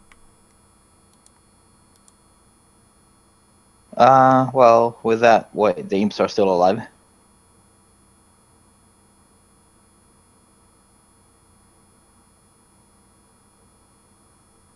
Sorry, what was that? The imps are still alive, right? No, they're both The dead. imps are dead. I just forgot to X them out. I'm just going to delete them. Okay. I trick-shotted them. Yeah. Okay. That's why I was a bit confused. At really the Face Clan. Do I actually have range for this?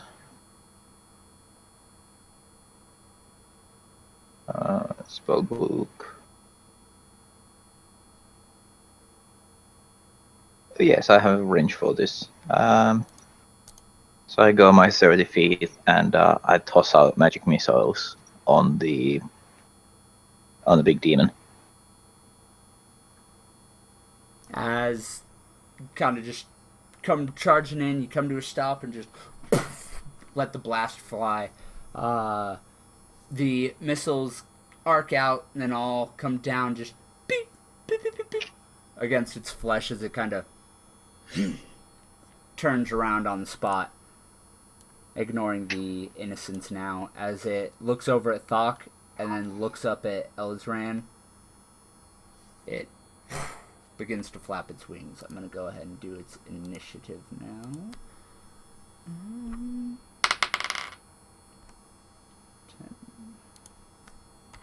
Man, everything's doing better than Robert today. But it'll be Maxwell's turn. And Elzran's.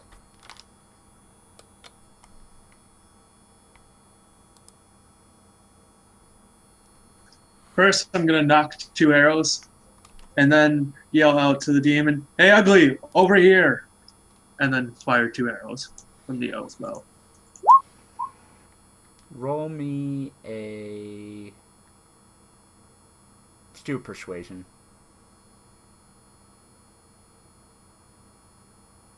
Okay. You do not get sneak attacks. You're not within that I range. just called out to it, so yeah. Yeah. As you call out,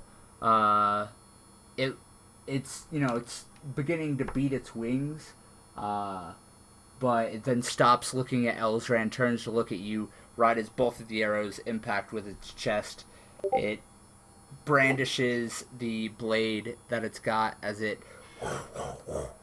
charges full on at you, and it moves with a blinding speed for something so big. What's going on? For Elzran's turn, I'm just gonna have her swoop in and try to pick up the innocents Okay. and get them to the safety. Roll me her stealth.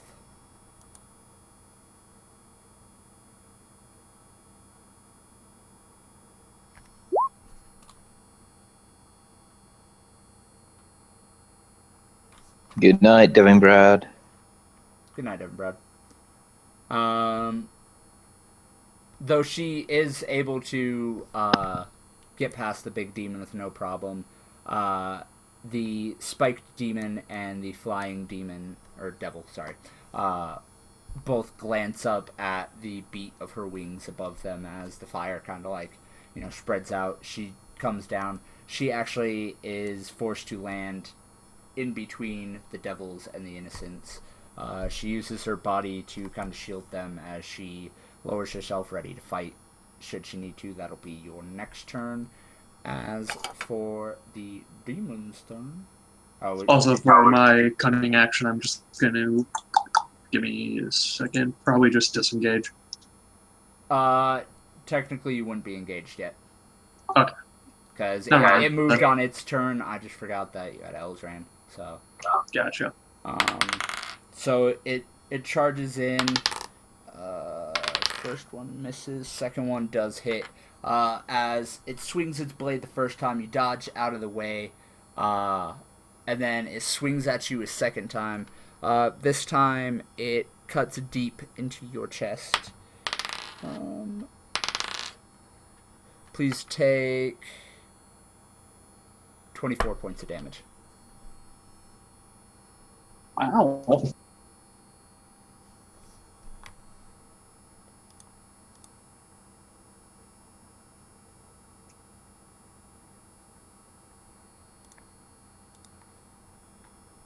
And Robert. At this point, Robert spins on the devil that's attacking you and just... Fortier! He charges forward, bringing the Warhammer down upon it. Miss hit. The first one, it hits, but it doesn't seem to do much as he kind of rears up and smacks down again. One of these spikes off of the demon's shoulder actually cracks and falls off, a little bit of blood trickling from it as he... And Thok, it is your turn.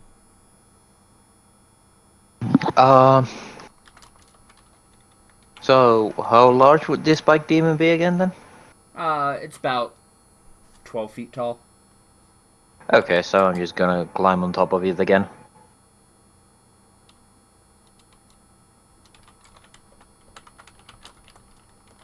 And would I actually get That on would top of it? be... Acrobatics? Actually, roll me an athletics. 21. Alright, let me roll that counter. Alright, so as you kind of come around its back, you like grab onto a few spikes and you pull yourself up onto it. You are smaller than it, but comparably, like, it's not that much bigger than you. So your body weight is actually like bearing it down a little bit, so it now has disadvantage on attack rolls. And with that, I want to grapple him. Oh, that's already what it was. You just grabbed Okay, him. and then, as I'm actually now unarmed, I want to call on to my weapon to come from the imp. It was right around here, right in front of Ellie's run. So it would be somewhere there. Mm-hmm. And with that, I would want it to come blade first, as I'm grappling the demon, to just, be like a piercing missile. Alright,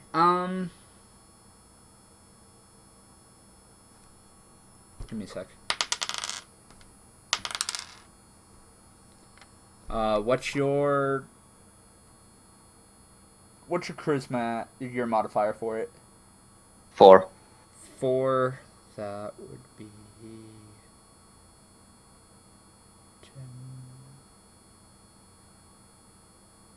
10. Take 7 points of damage to your temp HP. As you actually kind of smirk as you feel the tightness of your kind of magical protections as the blade pierces through him, because you realize that the blade is now sticking straight through up to the hilt in the demon's chest. I mean, you're behind it type thing, so you're kind of like gripping onto it, and it's pierced through enough to just kind of be like poking against you.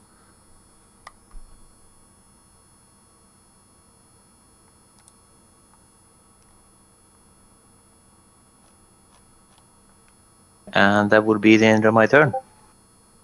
Alright, Mr. Maxwell. Maxwell with a sly grin on his face. Goodbye, ugly. Throws up his hood, and using cunning action, I disengage from it and move around it. Meanwhile, drinking a greater healing potion. Okay.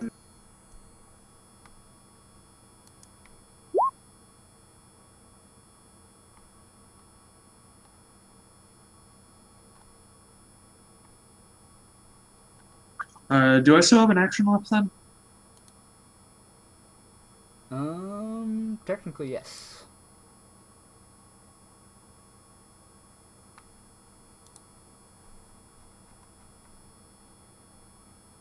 How's the demon devil thing looking?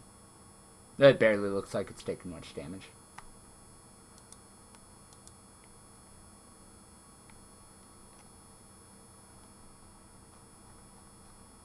Does it have a tail? Yes. How thick is the tail? Probably about like half a foot.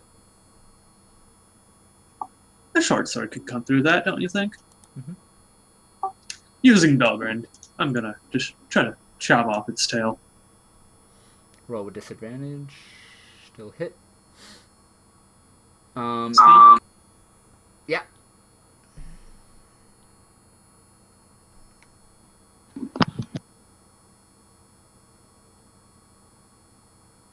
Alright, as you kind of swish Belgrin in your hand, flashing it down, its hardened blade slides right through its tail like butter as the fiery blood starts to gush out.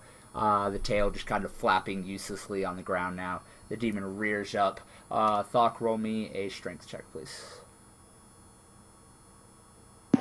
Shit, I'm gonna add then D10 into that. Don't bother. Don't bother. Okay, You get well, you do manage to grip onto it as it thrashes about. You actually are able to get a better grip on it than you did before. hey. Elzran, meanwhile, as she's dealing with the people, as they're like probably climbing on her, you just have Elzran breathe fire in a small cone on the center of it being here. Whoops, wrong one. Here. So it'd be like decent. I think it would hit both of them. You said you're firing it? Sorry. Yep, she's breathing fire, Breath. trying to hit both of the small demons. As soon as I find the spell. Yeah, that would work. Boom. 2d6 plus 19. That succeeds. That doesn't. As the flying demon is caught entirely, like, point blank, in the cone of fire escaping from Elizran's lips, the spike demon is actually able to dodge out of the way enough to get an attack of opportunity against Elizran, but fails to scratch through the armor that she's wearing. Oh, so she has the armor now? Yeah. Sick! She has, A fuck ton AC, yo. Yeah, she does. Let me see how much that AC is, please. Oh, yeah. She almost has as much AC as Robert now. Speaking How are the Dwarven maidens doing? Like, are they getting on Elzran? they're freaking out at this point. Fair enough. At least she's protecting them then. My turn. Alright. The demon, once again, tries to shrug off Mr. Thok. Please roll me another strength check. Nope, never mind. Don't even fucking bother. Nat 1. Nat 4, but still. It's one of those, like, at that point, even with a nat 1, I'm pretty sure he would have still beaten the score. Yeah. So, it's unable to shrug you free, so it throws a punch at Robert. Okay. 2 high rolls, so that does hit. His fist crashes into Robert's chest. Robert's knocked back a bit as his armor glows a little bit from the heat, but then he just kind of tucks back in, charging back in with 2 more swings. First one misses, but the second one comes in and actually cracks the kneecap of the demon, snapping it to the side and making the demon or the devil fall down to its knee. Mr. Thok, it is now your turn. So I'm still on top of the demon, and now I want to grab a hold of its throat and just basically throw myself over its head and just basically slam the demon back down on back first into the ground. Just made it do 180. Roll me a strength. 8. Nat 4 again. So yeah, you're basically picking him up and slamming him down behind you. Is that what you said? Forwards. Forwards. I'm basically jumping in front of him with my hands on his throat and just using him as a weapon, basically. slamming him forwards. So, this way. Okay, so let me just get this straight. Are you like, 'cause like you're on like his back type thing, so you Yeah. are wanting to essentially like grab his throat, flip yourself up over top of him, land, and then kind of like pick him up and slam him down that way? Is that what you're saying? Yeah, that's what I'm saying. I'm gonna have to ask you to make a dexterity check for that one too. Sure. Yeah. 12. Okay. As you flip up over him, you land and your foot slips a little bit, but you're able to just twist your ankle enough to get that stance enough to just boom as Maxwell, you actually see Thok like lift it up, and he kind of lingers there for a second with it just like above his head. Ledge, I'm gonna force an enragement at this point.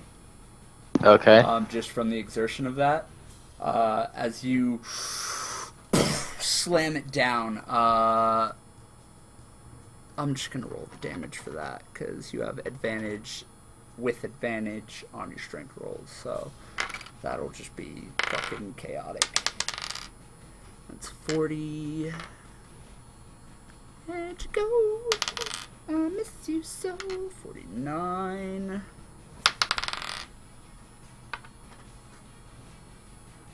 61 points of damage. So, the same damage as your fireball. You slam him down into the cobbles as its already weakened knee actually bursts into fiery blood as you realize that from its kneecap down on its right leg, it's only being held on by like powdered bone and muscle tissue at this point. The rest of its body with the kind of bonus- snaps a little bit. And with the bonus action, I call my sword into my hand now. And then the blade rips out of its chest and just whoop, right into your hand.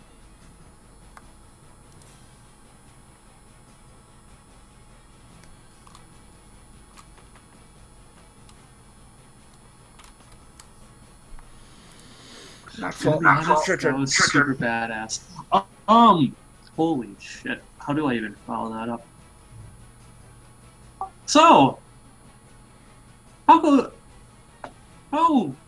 messed up does this demon look now? Like, at this point, this dude's fucked up. it looks pretty almost dead, right? Mm-hmm. I'm just gonna ignore that demon then. Doc, you take care of it. You're doing a good job. Yeah, like at this point, Thok and Robert are just like tag teaming the shit out of the demon. Like, ain't no sunshine when it's yeah. The flying demon is still alive. It's burnt pretty badly though. The clawed demon though is completely uninjured. I'm gonna run over to the claw demon, and so going back to my good old combo of Mace and Belgrind, just gonna bash it and slice it too.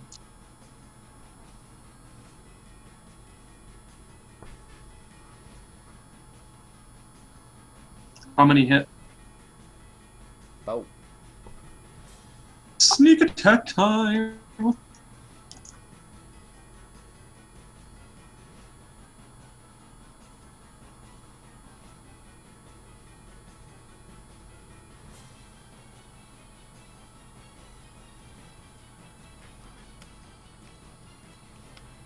shit. Okay. It's dead.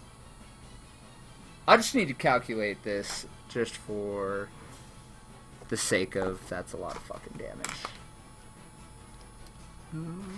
Ah, that thing is destroyed. Yeah, okay, so...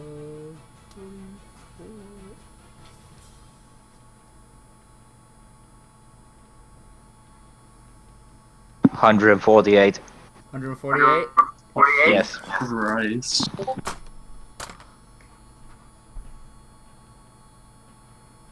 as you stab it through its shoulder blade, and then you bring the mace up on the backswing, and it actually, like, since you still got its arm pierced, the force of it actually pushes Belgrin through it, so the arm actually gets severed and goes flying off. As the creature wails and turns on you, you then stab it through the neck, and then use the same tactic with the mace to kind of like finish the slice as its head just and its body fades back into its own pocket or own plane. Elzran, you alright? Yeah, alright. I'm fine. Are the And she lets out another burst of flame. dodge out of the way? Go ahead and roll me that damage. Oh, I thought you were saying Dex. No, not damage. You guys are so mentally linked, like, you saw it coming. You're like, are you okay? Yeah, I'm fine. Okay, I'm out. Peace.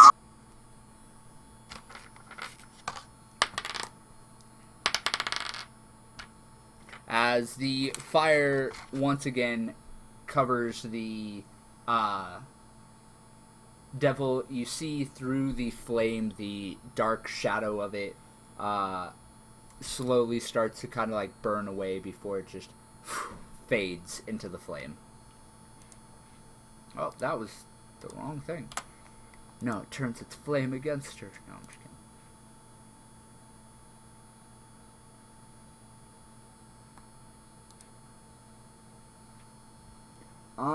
Alright, so this is the demon's turn.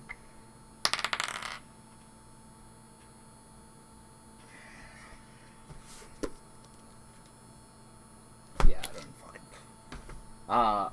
it pushes itself up, but then Thok just kind of pushes it back down, just casually. So, it is Robert's turn. Robert is going to... It's an automatic crit.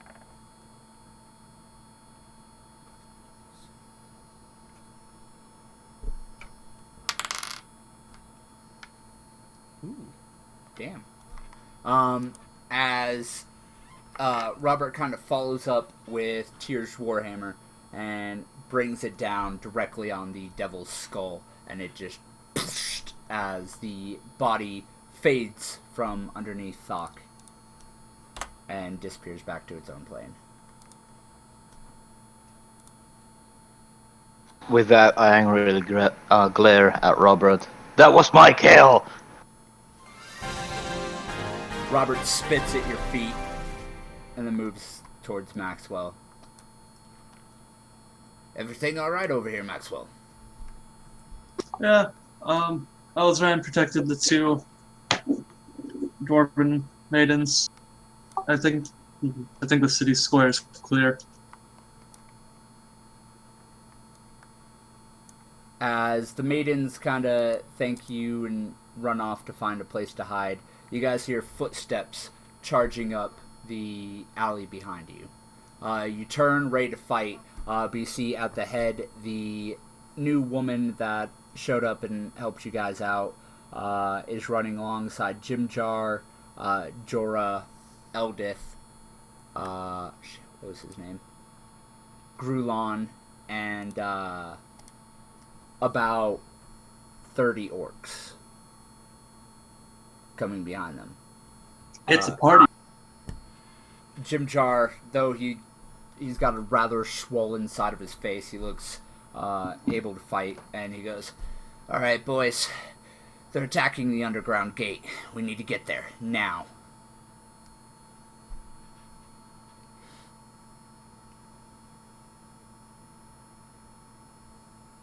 You guys just gonna ignore Jimjar? Gonna ignore him? Not even gonna reply? Sounds like a plan. Just give me a moment. I need to tend to this rather bad wound as I look at the place where I was cut cut by the demon on my chest. Okay. I'm just gonna put my hand to it and mutter by exhale.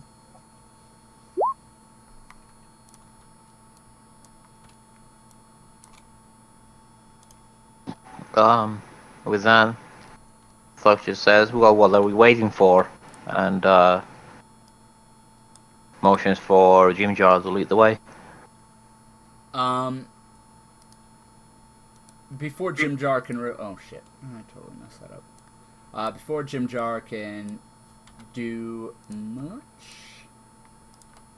Jorah goes, "Here, we'll do this." And he brings his hands open, and you guys see the air in front of him shimmers, and then you see the view of the gates from the inside as dwarves stand behind the bridge. You see several up on the walls, crossbows aimed. And George just steps aside and goes, "Quickly, through!" With that, I command my orcs to go through and lay siege to, or just attack everything that's mean and evil, minus themselves, because they totally would do that as well. And with that, Thok runs through as well.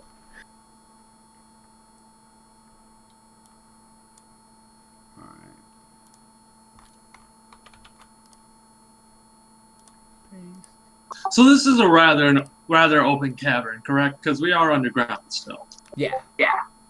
But it's rather open, like pretty high Yeah, ceiling. like it's a city underground type thing. Like, So I can get on Elzran and fly around, right? yeah. You might not have as much room. Like, you could only fly up probably like 80, 100 feet. But yeah. I'm gonna do that. Just hop on Elzran and fly through the portal. Ledge, for the sake of I don't want to spawn in 30 different characters. Each orc counts as 2, and they all count as one giant platoon. So you can tell me what you want to do with those when you get in. But as you guys all kind of charge through the portal, Jorah falls in line behind you guys, and the portal closes. You step out onto the field behind the gate, and you see the dwarves rallying for defense. There are a few more tokens that I totally forgot to put over here. Thanks, Jorah. Nope, no problem, sir. Are you feeling a little better from that fireball? Yes, sir. Thank you. Stop calling me sir, please. Sorry.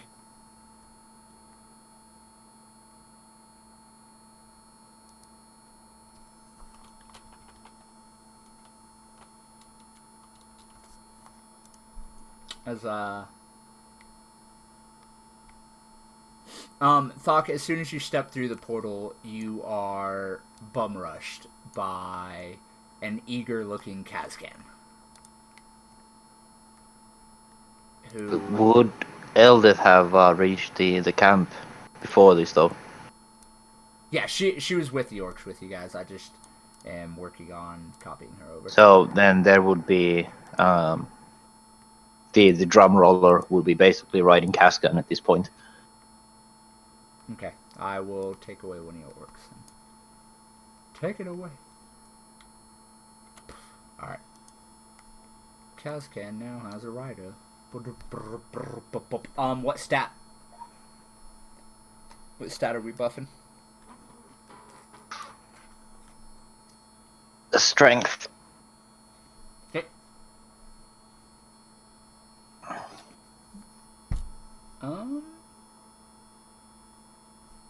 Yeah, as you guys step out of the portal, you see Brunor giving orders as you hear the drum roll outside, matching or perhaps even competing against the drum roll of your orc.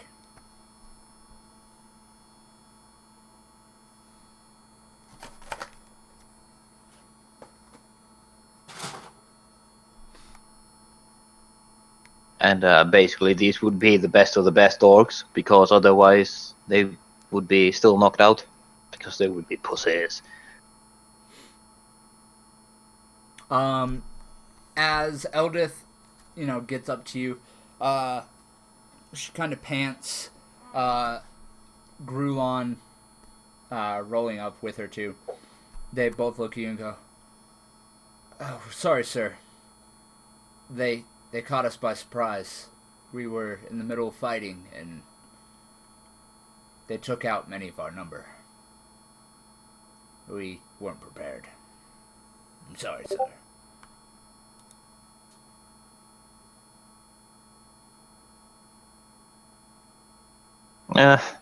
Shit happens. Let's get on with this.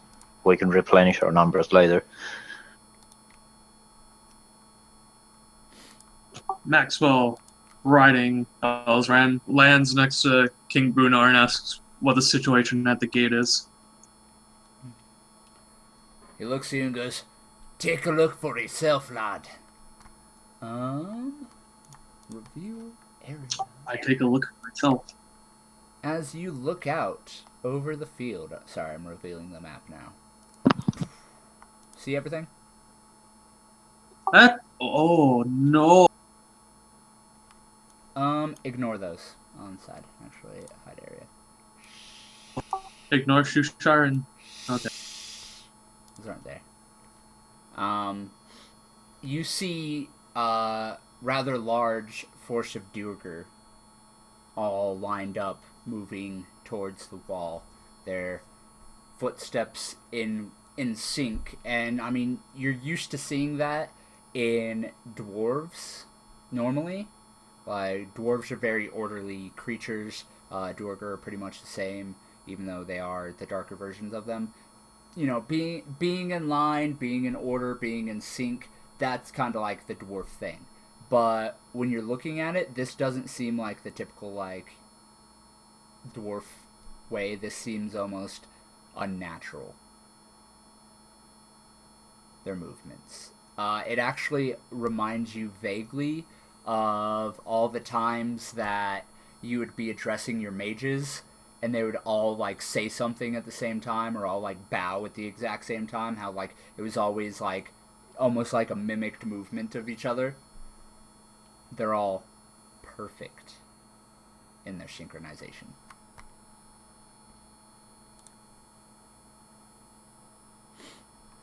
Well, it's quite an assortment. And how about this big fucking dragon here? And then you see the dragon.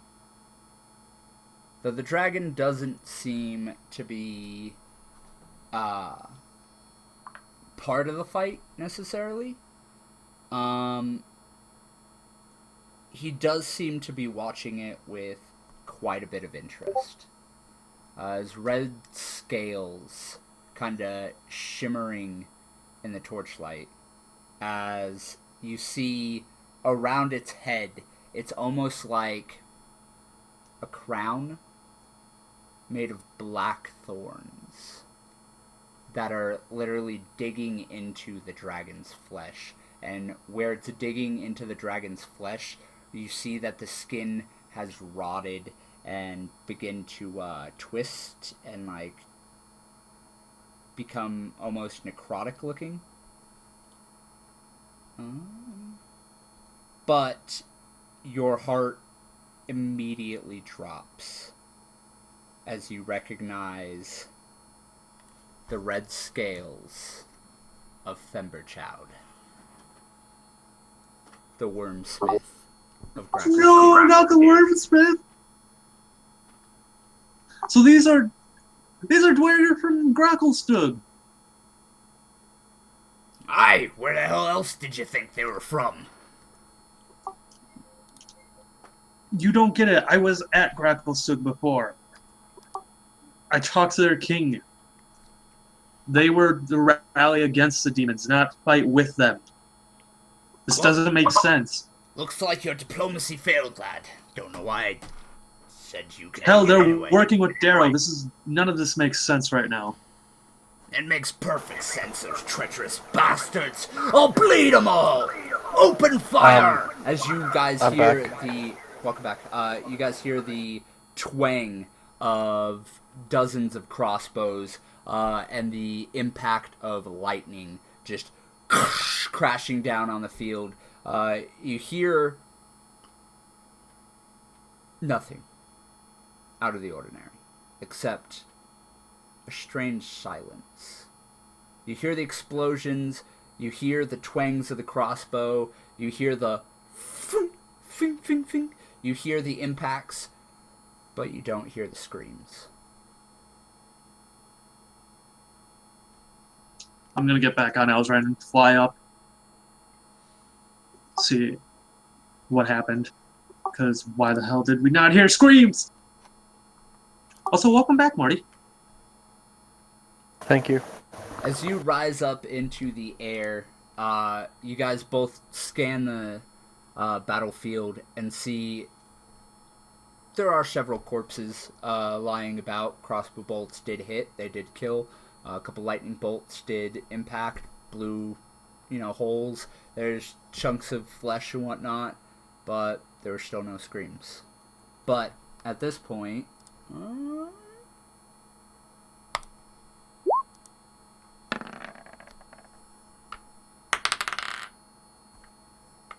Elizran freezes. Not like actually freezing, but she kind of like stiffens up. Her wings snap straight as she begins to slowly plunge. As you paw and like reach towards the mental connection, you are turned away repeatedly. Roll me an intelligence save.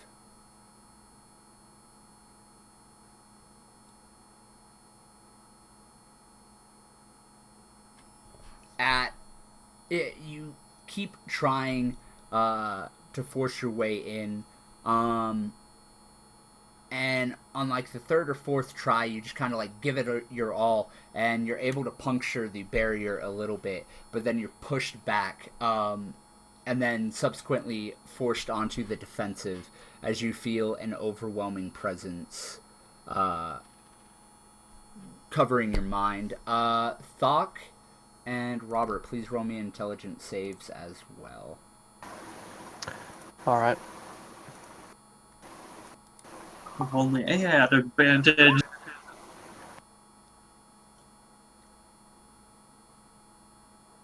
$20. Wait, Foley didn't survive on a 20? And alright. As you all suddenly get pulled in to essentially what Maxwell is seeing. You guys are plunged into darkness. Then two lights appear. 1, 2. And then a fiery grin spreads from beneath them as the dragon's face leans forward out of the darkness, overshadowing all of you.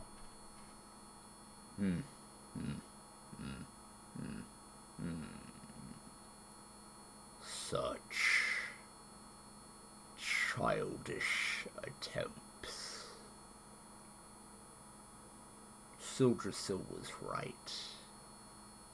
You weren't even worth the effort. Thok, the voice is instantly recognizable. I know we didn't actually get into it, but do you remember when I sent you that message saying, while you were off on your own, that a voice contacted you saying it wanted to meet? Yeah. That's this voice. It's instantly recognizable.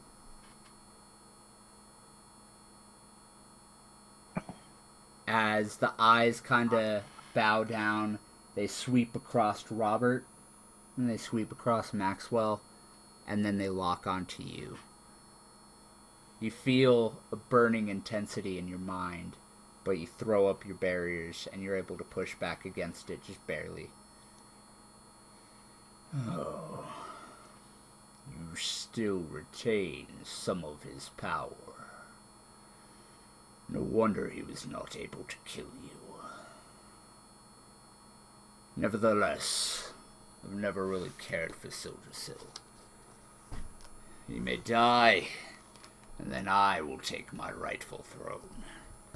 Silkalost will control the 9 hells! As the vision fades, and you guys just see the shadowy figure of the dragon lifting up, and you hear echoing out over the battlefield its voice. Bring them to their knees, my children. Bathe in their blood and burn them all. As the dragon then turns and takes off into the darkness of the Underdark.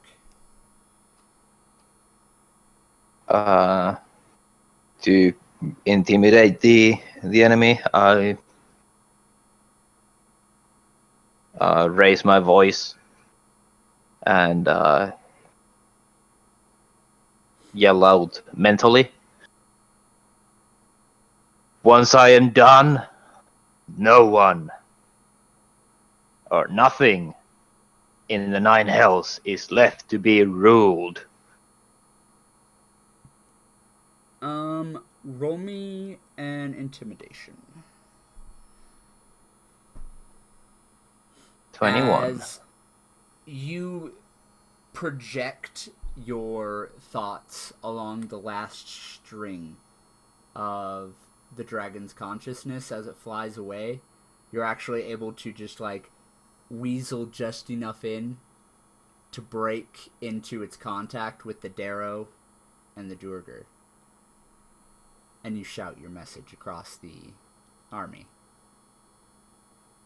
Maxwell, as Elizran is able to catch herself before she impacted with the wall, she flaps her wings a few times, gaining about 10 feet, before you guys both like blink, look around, and you see that the army that was marching against the gates has now slowly started to break. Not like it's going to run away or anything, but a few of the Duergar actually like stop mid trek and just and then they turn and they charge back around straight at the Darrow behind them. So him and him.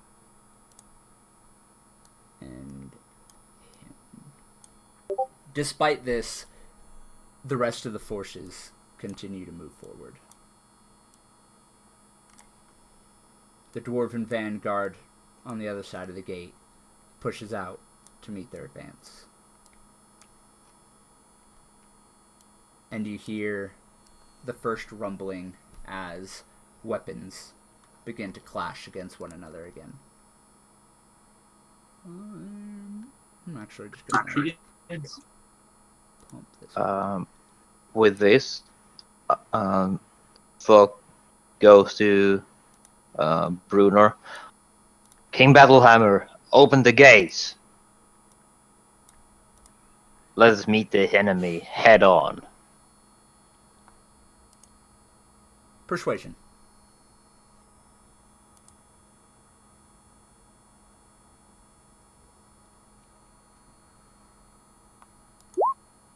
$19. As he looks at you, looks back at the orcs, and then looks at his men who are standing on this side of the gate, kind of like turning around, looking at him like, is that really what we're going to do? Glances at the orcs, glances at his men, glances at you, Robert, up at Maxwell. Open the gates! Today! It does not matter whether you are stout or a snout. Today, we fight for our lives, our homes, and our world. Bring those dark scum to their knees as the gates begin to open.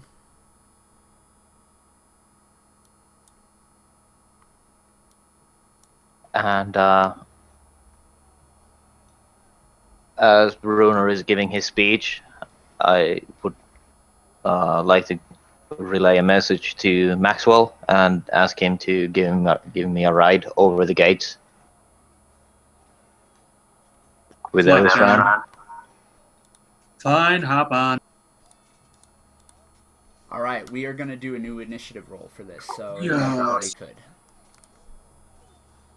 Hold on, let me see if I can actually select myself. Do you want me to roll initiative separately for Elders and Cascan? No. We'll just count those as part of your... Okay.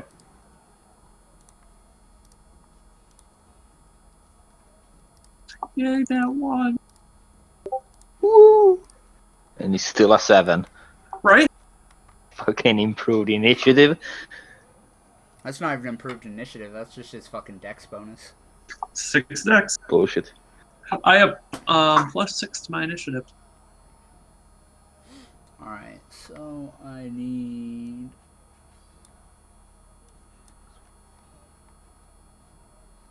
you guys are all on this screen, right? Yeah. Morty, you there, mate? Oh yeah, sorry, what's up? I rolled your initiative for you. Hey, you flipped the tables. Now you on top. So Brunor's initiative puts him above Thok. Orcs puts them below Thok. Dwarf puts them above Robert. Archers puts them above Robert. And retreating Durger above Maxwell. Attacking Durger below Maxwell. And below. And finally...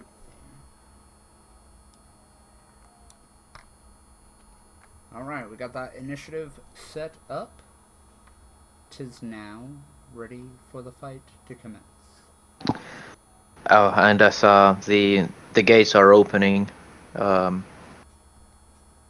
looks at these orcs and just shows the hand signals to go in. Go in, kill them all! Alright, so the first two technically already got their turns, so we'll start with Robert. Yep. It is your turn, sir. You are on... Sorry, forgot to get you caught The up. gates are open, yes? Yes, the gates are now open that much, so enough for you to charge through. You can use your dash action to get up into combat range for next turn. Alright, I will do that. Alright. Bruno.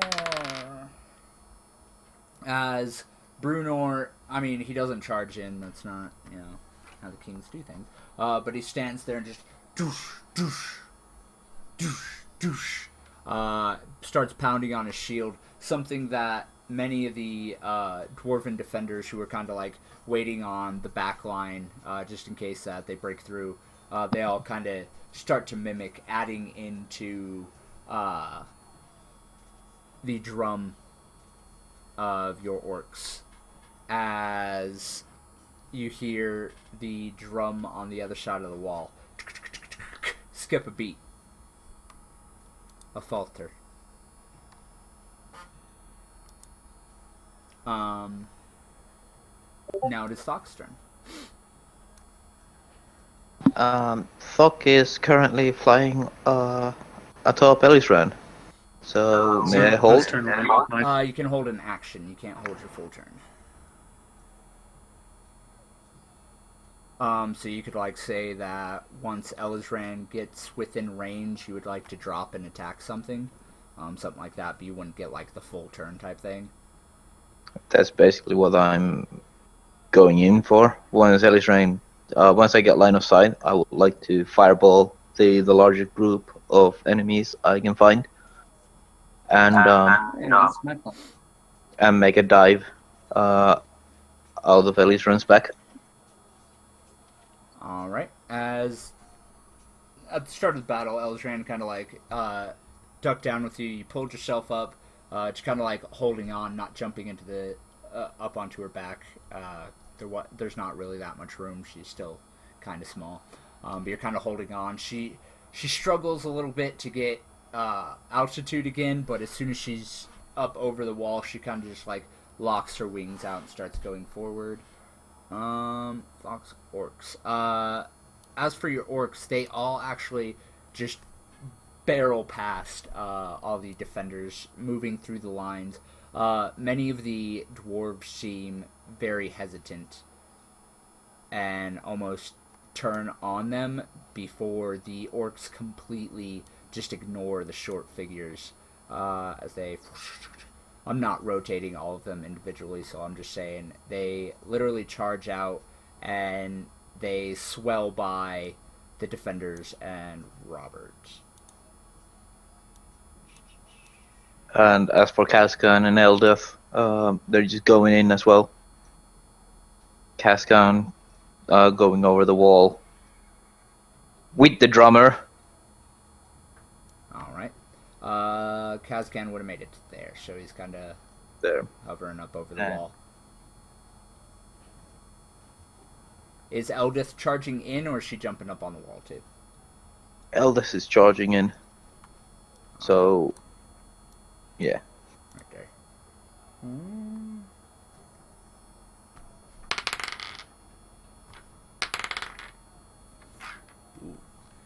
As you guys see, one of the those of you who can see, actually I think all of you can see at this point, you guys see the Duergar who have actually turned on the Darrow. One of them charges in, and while the rest of them kind of like take their time getting up there and like fighting past the forces because the Darrow have realized that they're losing control, one of the Duergar actually comes charging in and just smacks the Darrow across the face, snapping its neck in one go. Several more of the troops falter and kind of shake their heads and look around like, where the hell am I? And Maxwell, it's your turn. I'm gonna have Elzran fly us out over the battlefield, but as she's doing so, I'm gonna yell out, "Do not attack the Dwerger, they're on our side. They are only under demon's control. They're fighting back. They are friends to us and enemies of the demon. Do not harm your allies." What would I roll? Persuasion.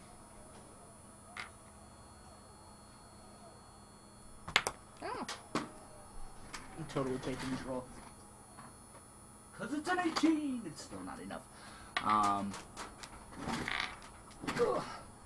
As the dwarves all turn and they all actually glare at you, before Brunner goes, "You heard the man.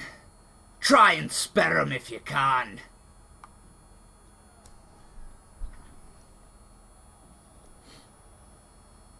Doc, I would suggest holding back on fireballs. It's up to him. I know. I'm just telling him. You are within range now, Mr. Thok. Yeah. If you want, I can get you over one of the Darrow. You can dive bomb him.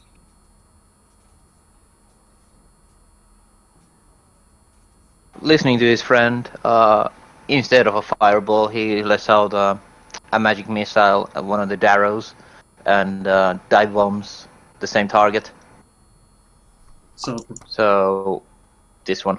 You cannot dive bomb him because you're not that close, and that would count as a second action, but you do let go Or, of well, I'll let go then, saddle, yeah. and you slowly begin to fall through the air. Mid-air, you just fire off the magic missile. It impacts with the Darrow, but he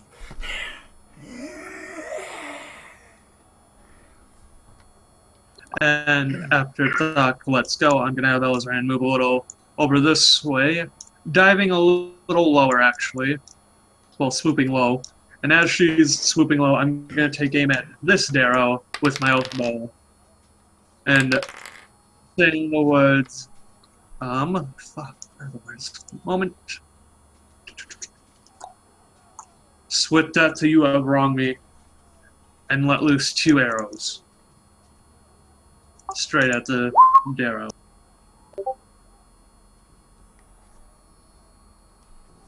as the arrows,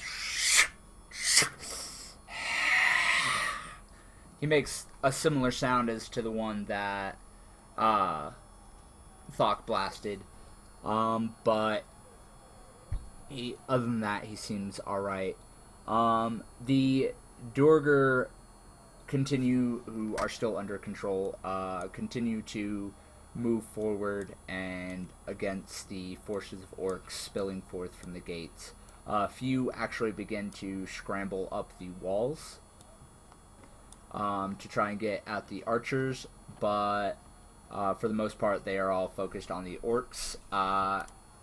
As the orcs kind of charge out in their bloodlust and the almost calm synchronization of the Duergar is such a contrast that they literally just fall underneath the Duergar's attacks. The first wave of orcs are easily cut down before the second group decides, instead of just charging in, they kind of form in and they take rank with the other dwarves and Robert, who are defending the choke point. As for the Darrow, god damn it, I keep dropping this thing. The Darrow, yep, all in one synchronized motion, Thok and Maxwell, you see the Darrow raise their whips above their head and then just whoosh, the crack echoes out over the battlefield, and you see several of the Duergar who had turned on the Darrow stop, blink, turn around slowly, and begin their march again. Actually, this guy doesn't move forward, he just attacks Thok!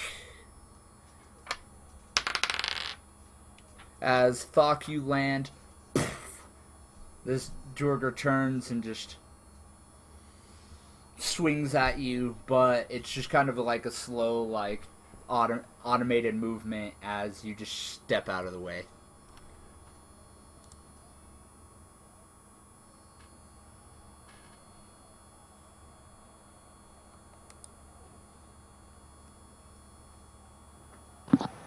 Instead of stepping off, can I just backhand him?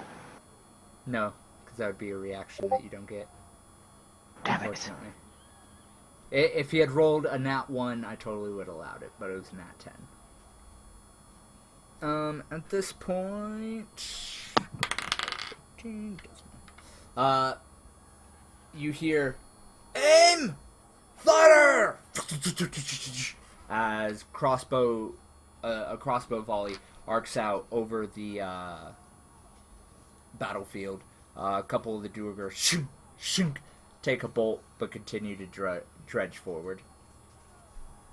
And the defenders, 15 plus 10. The defenders, with the help of the orcs, are able to push back the first Duergar advancement. And Mr. Robert, it is your turn, sir. Wonderful. I am... This is an enemy, yes? Yes. Right. With Tears or Hammer, Robert is going to grasp it in 2 hands and try to bludgeon... Is that a Duergar? Yeah. Try to bludgeon the Duergar over the head.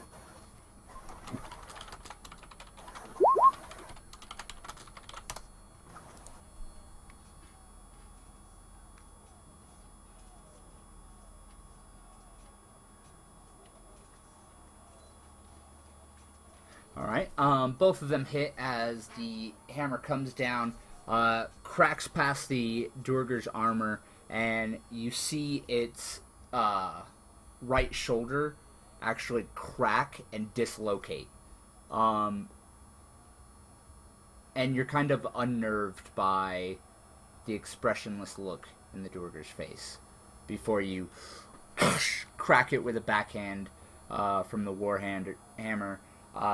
Its jaw cracks to the side, completely out of place, like almost dangling off. Like if it didn't have the meat and tissue there, like it would just be dangling there. As it's just slack jawed to the side, it continues to move towards you. And Bruno inspire. Bruno does not inspire this round. Thok, it is your turn, sir. Ignoring the Durgar in front, I go for the real evil here, and just go on against the guys with the whips.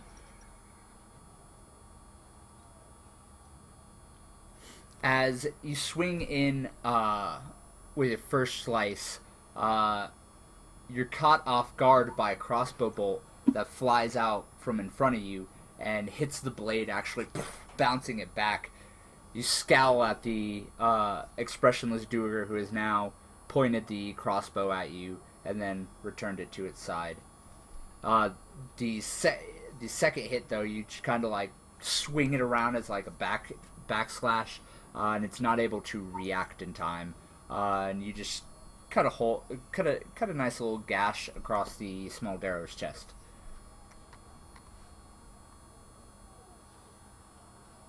And go fight. Boom. At this point, your orcs see their commander fighting ahead of them, and Grulon screams out from the center of the horde, "Don't let him get all the kills! Fight until you die, you bastards!" And the orcs swell forward, pushing the Duergar's ranks back even more.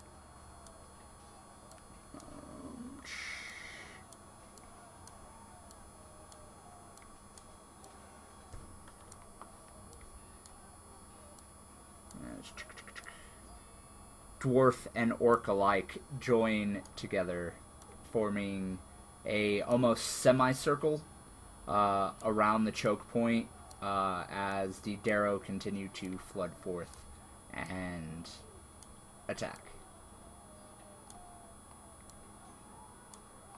And at this point, Cascan would make it over the wall, I imagine. Indeed. I'm going to go ahead and move Eldith up here, too. She's in range for an arrow if you want. But she's going to have to push her way past the cluster of orcs to actually get into melee range. Well, Cascan is like just over the walls, so with that, this brainless Duergar here is getting in an I-beam, and Eldeth just fires an arrow at 2 arrows to anything at range.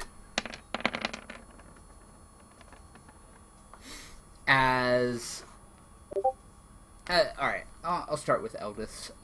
She fires a few arrows off. They pierce the Duergars in front of her, but don't seem to do much. I mean, they've been taking most hits without grunting, so at this point you guys just realize that you just need to cut him down or figure something out. As for Kazkan, though, he like flies up over the wall, sees you fighting, he's like, and then sees the Duergar just kind of like slowly starting to move towards the wall. Just Woo, bless me, sorry. I blessed myself. But yeah, he just kind of like turns, and instead of using one of the smaller eye beams, he actually charges up the center eye, and you see a blast of purple light just impact with the Duergar, and where the Duergar was standing is now about a 10-foot crater.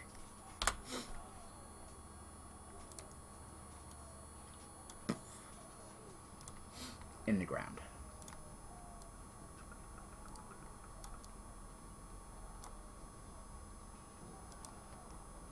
And at this point, you guys hear I mean, you guys don't hear it. You guys feel an almost like wave pass over you. Before you hear a familiar fungaloid sound or voice scream out, "I hope we aren't too late, guys!"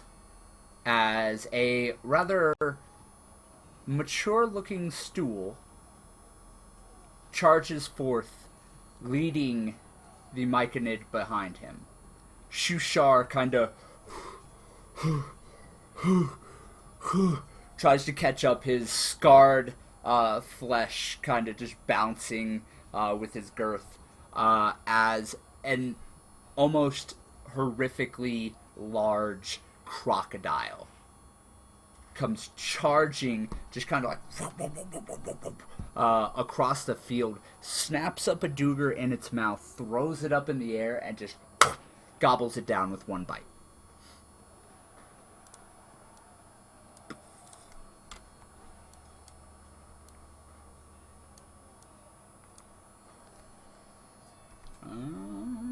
Maxwell, it's your turn, sir.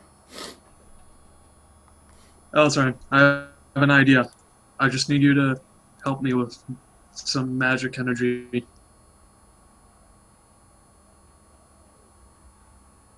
Of course. So after that, we're gonna land in the middle of the field, in between the Duergar that are being forced back by the orcs and dwarves, and between Thak and the others. With that, Elzra and I are going to let out a burst of magical energy, as in the ancient tongue I say, "Let your minds be free of whatever magic possesses it."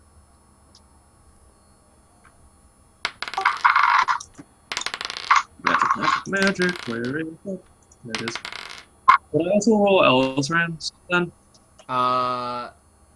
Yes.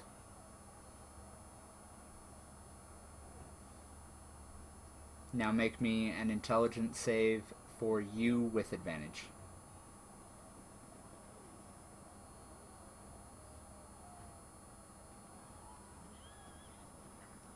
As the magical energy expends from your body and your voice echoes across the battlefield, you see one Duergar stop, falter, and then continue to march. As the Darrow turn, lock eyes with you, and then once again, whoosh. How many is that? 1, 2, 3, 4, 5, 6, 7.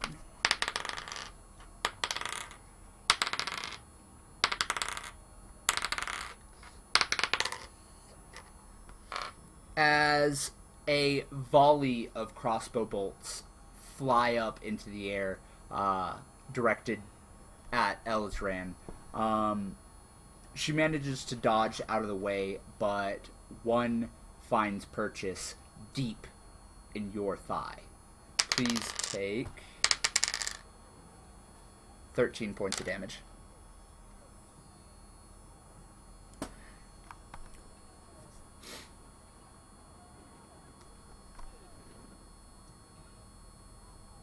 And back up at the start of the turn. Another volley arcs over the wall as several of the Duergar fall dead in the front lines. the one that attacked Thok actually falls dead as well, clutching a crossbow bolt in its chest. Before the dwarves continue to kind of beat them back. Robert, it is now your turn, sir. You'd actually be up in this fray type thing. You would have gotten first blow if you Alright, well, Robert turns to the nearest Durga, and he leaps into the fray and begins to attack him.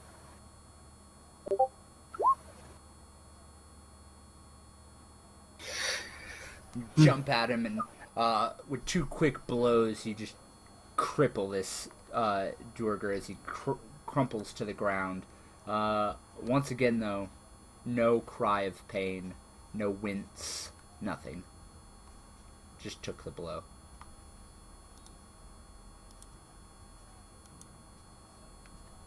And Bruno, does he get his inspiration back? He doesn't.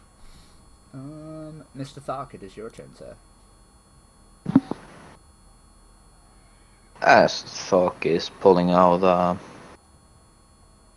his bag of tricks, in other words, calling in some magic, I'm about to conjure a firewall right here, roasting all of the crossbows, the Durga crossbows, and the daggers, arrows, with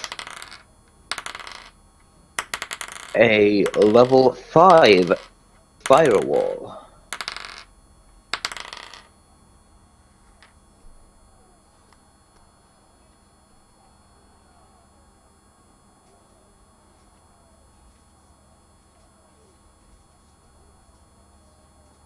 So that would be 28 damage. Alright, as several of the crossbowmen get kind of blasted back just from the sheer heat, their crossbows actually going up in flames in their hands, leaving them unable to really do much. You see that one of the Darrow is able to jump, tuck, and pull himself up over here uninjured, but the other one, the one directly in front of you, is caught full on in the flames, and he begins to thrash around as the flames begin to consume him. His whip catches fire, and he lets out just crack with it, just from his flailing, and several of the Durgar around you turn all their attention on you.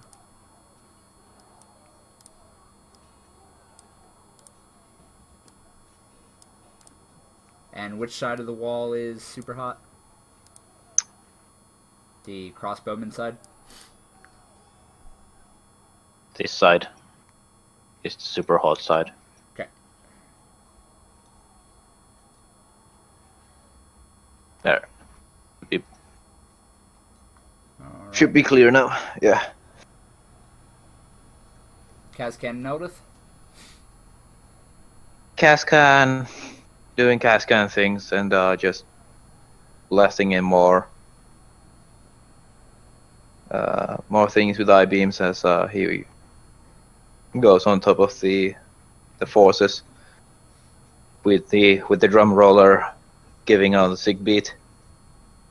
He the drummer's kind of sitting there looking down at everything as he drums above you. Kazkan looks around eagerly, almost overzealous about what it just accomplished, as it just starts kind of firing eye beams off at random. The first one misses any tangible target. And for Eldeth, more arrows.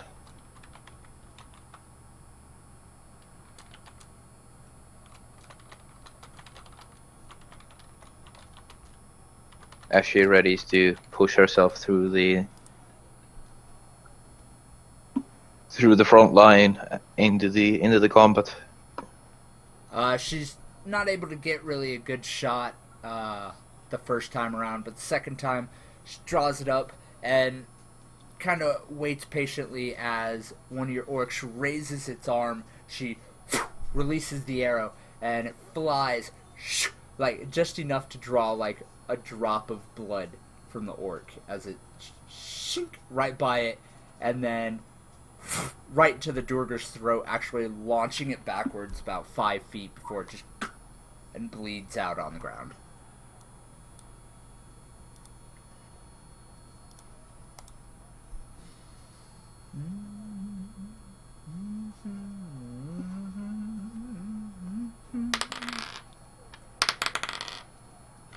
Losing their initial momentum, the orcs have kind of fallen into a defensive stance, which is generally not what they're best at, so the Duergar are able to once again start moving in and surround them.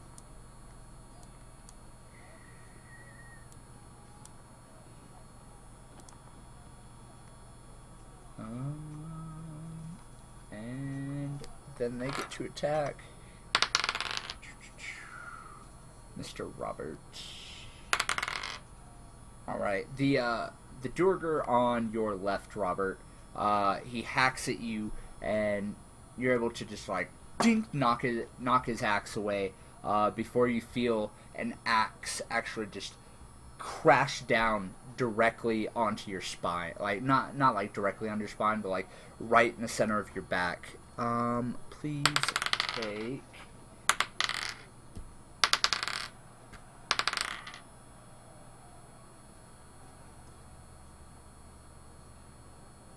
39 points of damage.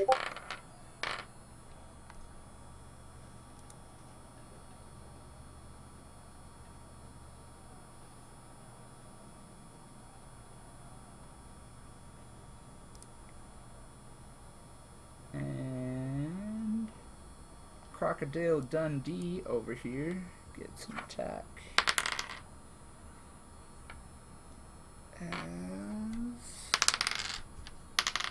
Just enough. All right. As the crocodile swoops in, it grabs the Darrow by the leg and just slams it down on the ground and begins to rip its leg off, and then digs back in and literally just starts to eat this Darrow as it's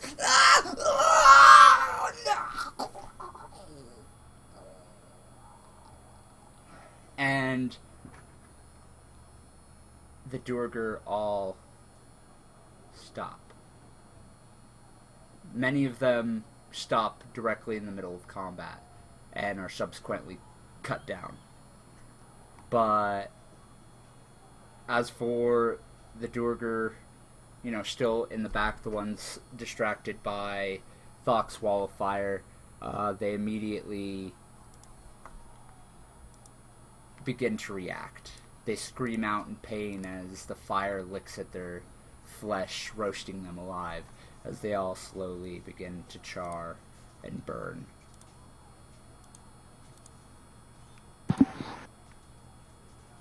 As you guys almost collapse.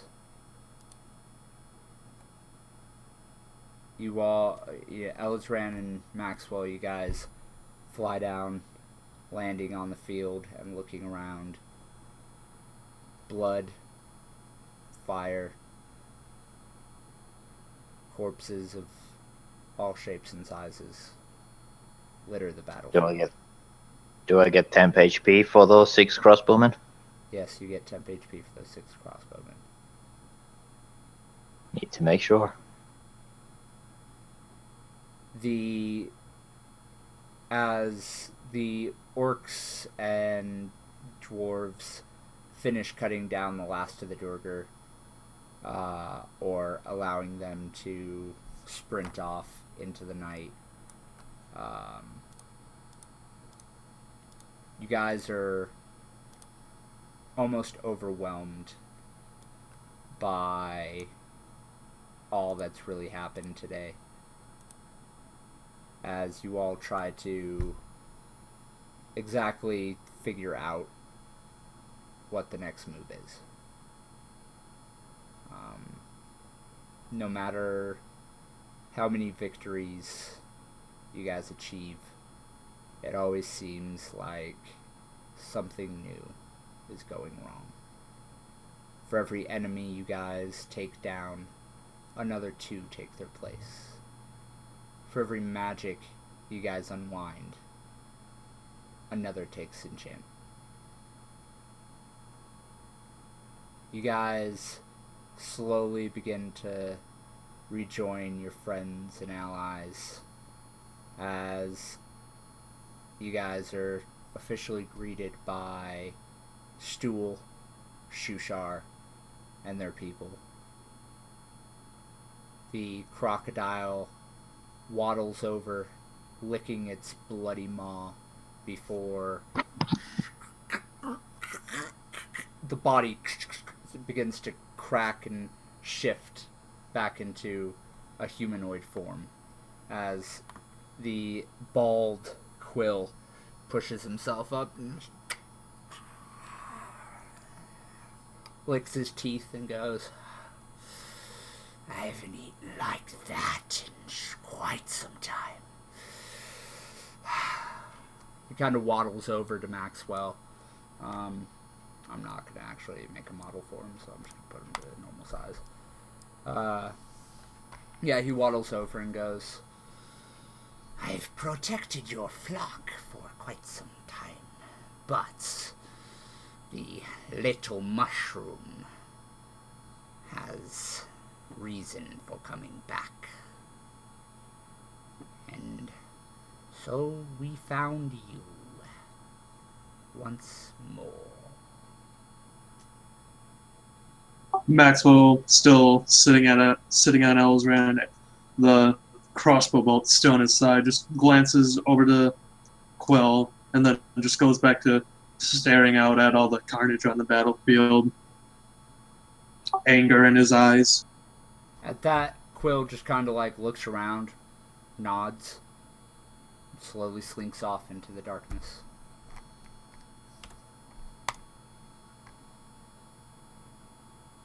The orcs move forward, enjoying the chance to chase down any fleeing enemies, but generally just walking around, ending the suffering of any who were left wailing in pain as the spell wore off, forcing all who suffered to immediately and almost like it's all doubled, feel all the pain that they bore during that fight.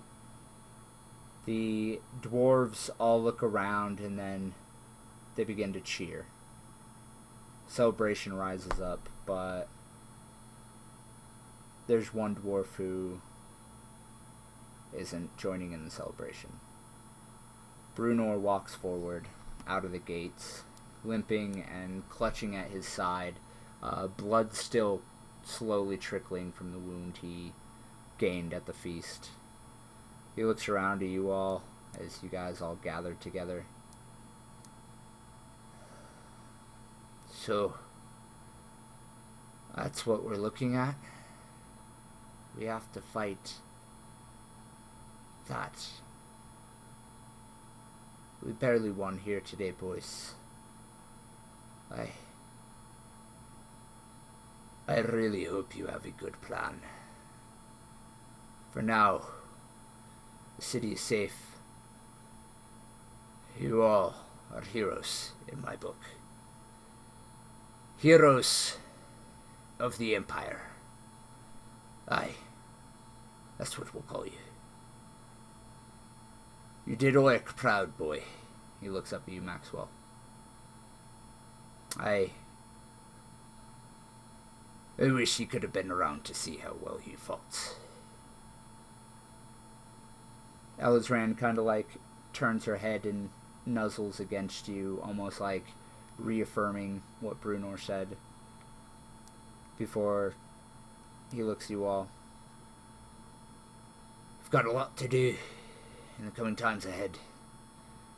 You all fought well, and you saved many of our allies. It'll be a bit easier to convince them now. Is there anything you boys need? Just ask.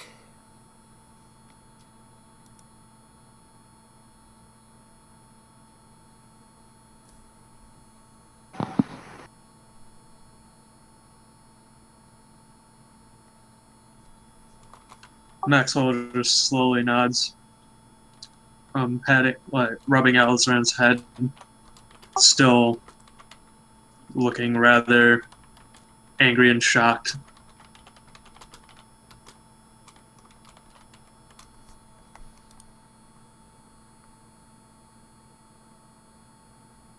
This is not going at all as we were planning.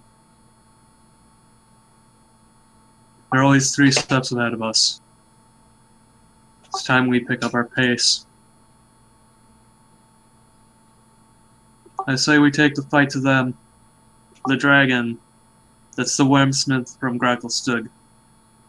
I suggest we head there. See what happened.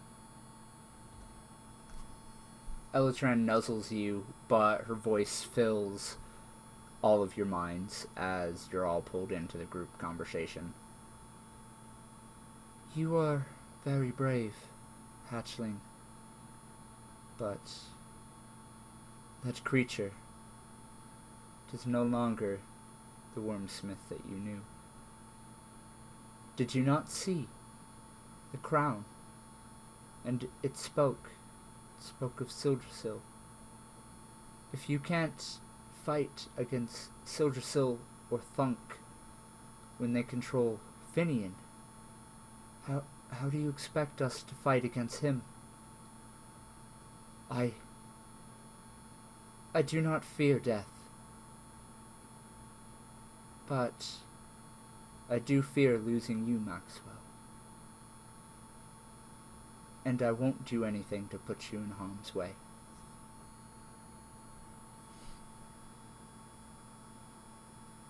Then she kind Maxwell look just in. sides. Alright, Ledge, what were you saying? Sorry. Going to Brunor Battlehammer, he unsheaths his sword from his scabbard. The dwarves Grabs around it. you tense up as you do. Grabs it by the blade, holding the hilt towards Brunor. If there is anything you can add to this sword, it would be more than enough. He takes it, looks it over. I can't do much with this, but I've got an idea. Come find me in the morning. It will be done by then.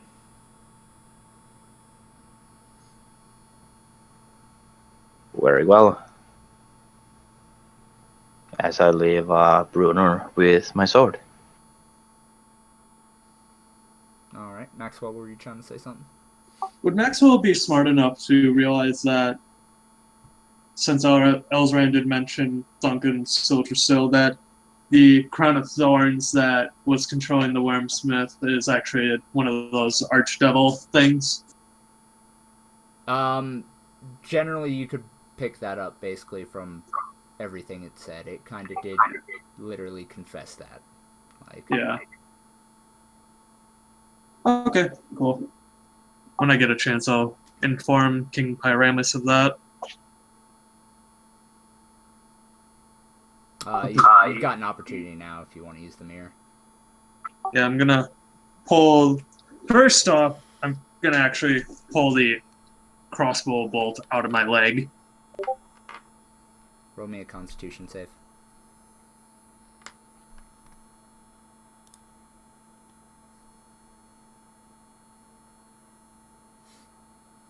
as you rip the bolt out of your leg and the air fills the wound. Your leg seizes up and snaps rigid. Elizran, you see a look of panic in her eyes, and you feel the worry as she leans down and she just taps your leg with the tip of her nose, and the wound ignites in fire. And it doesn't burn, but it feels very warm as the wound cauterizes itself, leaving a small scar. Be careful. Thanks, Elizran. At that, I pull out the mirror from my bag and try to contact King Pyramus. As you activate the spell on the mirror, it shimmers and you see the bedchambers of King Pyramus destroyed.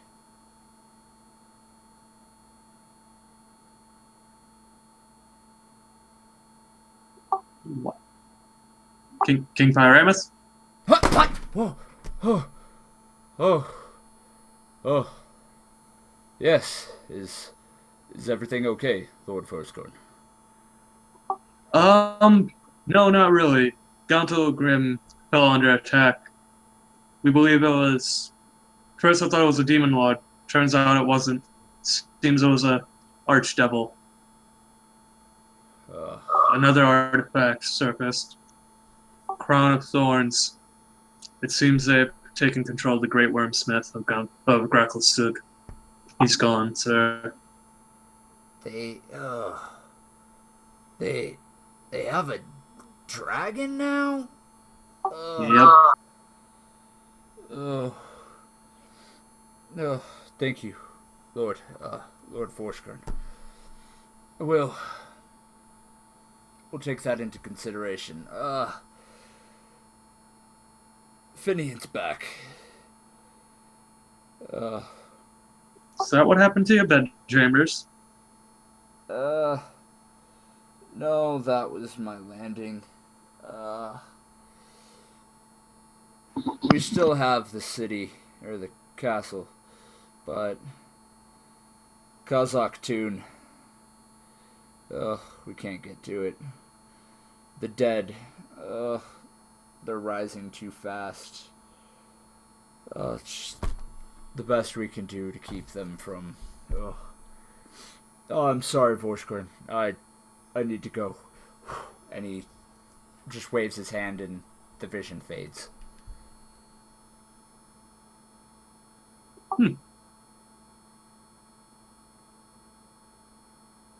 Seems we're on our own.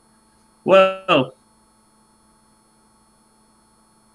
When wouldn't we be on our own? well, we've always been on our own. No outside reinforcements. As per usual. At this, you hear from behind you, Eldith. And you guys all turn, and you see her standing at the head of a small battalion of orcs. A giddy-looking Kazkan with a drummer on his back. A small group of Myconid, rather scarred Kuatoan. Several dwarves. Jimjar. Jorah. And then there's her. Maxwell. As soon as you see her again, you just... something about her. She wanders over and she gently just like trails her fingers along Elizran's neck. And Elizran kind of like leans into it a little bit as she finally like flicks a scale and smiles over at you. Oh. So. It's nice to finally meet you, lover.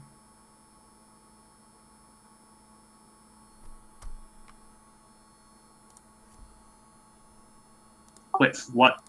Brother, what? Lover. Oh, lover.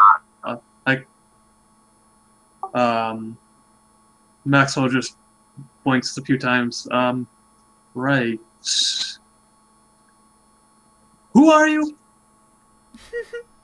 She giggles, and then she does the exact same thing that she did to Elizran to you, just kind of like dancing her fingers along your neck as she walks around you, just kind of like eyeing you up and down. Oh, that mirror really does not do you justice. I'm Illyria Fletcher. We have a mutual acquaintance.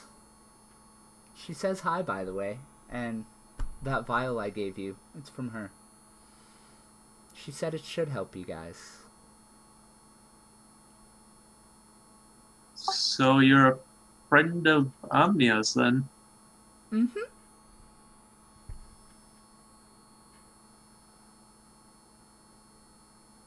She sent you here to help us?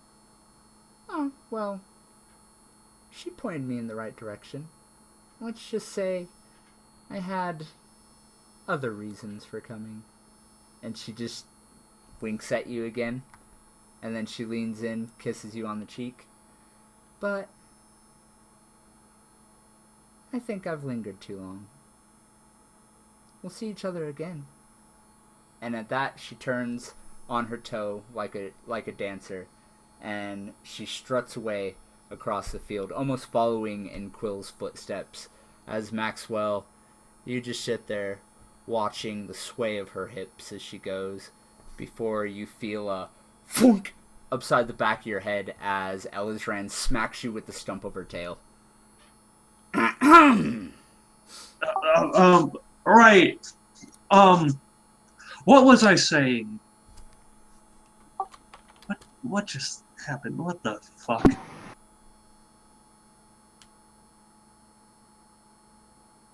At the entire crowd that was just looking at this humorously, I just yell out, "What are you standing there for? Get back to work!" Thanks, Doc.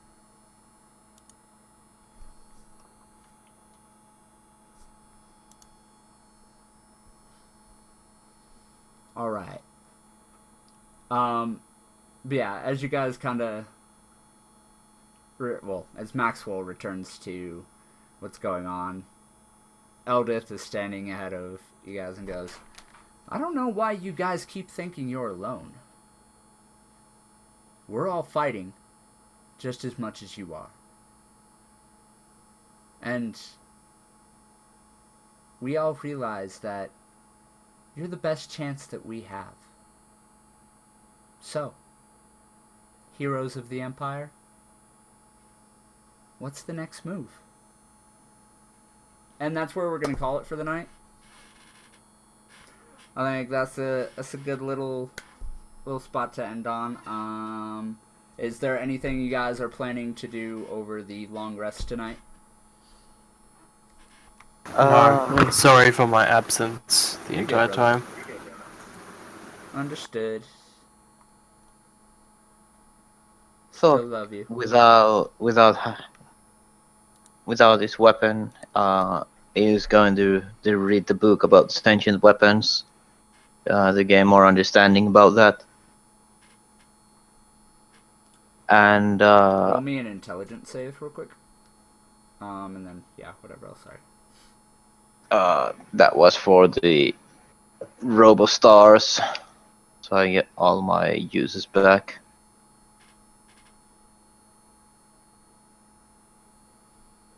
$17 on the in savings roll. Alright, as Thok stays up late at night, into the early hours of the morning, until literally, like, there's no candle burning. He studies that book over and over. while he does gain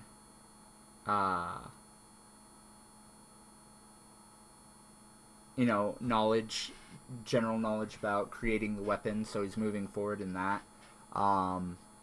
He also read a small excerpt, handwritten into the side of the book, discussing the original lords of the Nine Hells.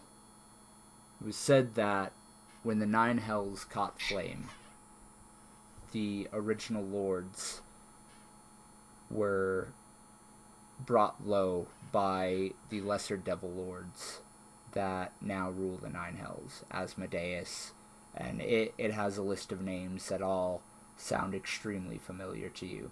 You might not know exactly about them, but your general knowledge that you absorbed from Sildrasil gives you some knowledge about them. You actually feel like a twang of hatred as you read each of the names. Like, almost like you're remembering a personal slight from each and every one. But the general gist of the excerpt is that is that the original Devil Lords were defeated, but instead of slaying them, the new Devil Lords sealed each of them into an item of extreme power, which they hid away in the material plane. So should they ever require the powers again, they could claim the items and force the old Devil Lords to serve them. And as soon as you read it, you're instantly like, damn it, that's Sildrasil. That's Thunk. That's that crown on the dragon's head.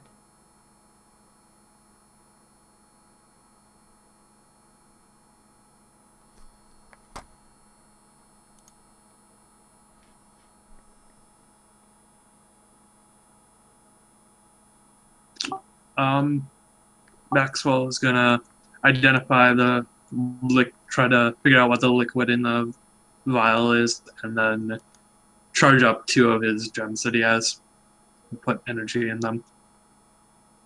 How much energy you putting into them, and you flip the label on the vial, and there's a little note that says, "To my lover, use against demons, love Illyria."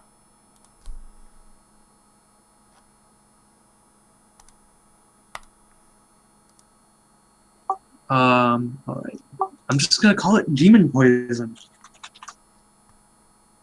And I'm going to put... I'll get you the stats for that here in a second. But Word. I'll put 107 energy into a gem. Okay. Fully charging it. Yay!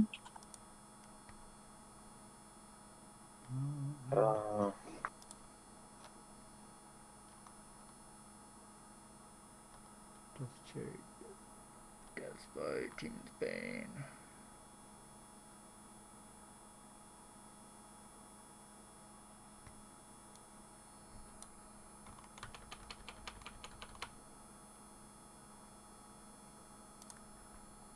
To Foley.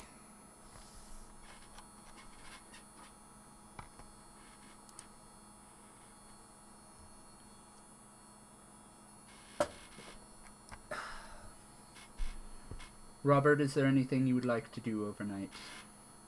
No, I don't think so. Okay. So is that it for you guys? I think so. Yeah. Think so, yeah. All right. I don't know. If there's always at this point. Sorry, go ahead. From the reminder, how many orcs would I have remaining?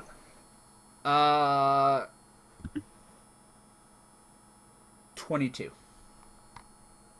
In total, like that's all. Mhm. Okay. I would select 5 of them to go and have them go search for Omnia, and the rest I tell to spread out, raid, pillage, recruit more. All right.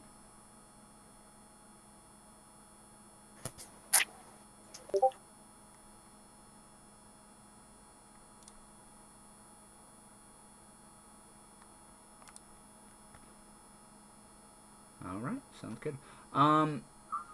Real quick, I'm just gonna ask because I do know that there are a few viewers in chat.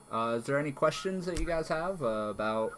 Actually, never mind. I don't think there's actually anybody besides you guys all up in here. All up in here. Up in here. Nope. Guess not. Word. Alright, we're gonna call it there for the night, and I'm not hosting anybody tonight. Keep those hosts for the win days. Wed days. Wow. Not hosting anyone from Group 1? Thanks. No Group 1 hosts.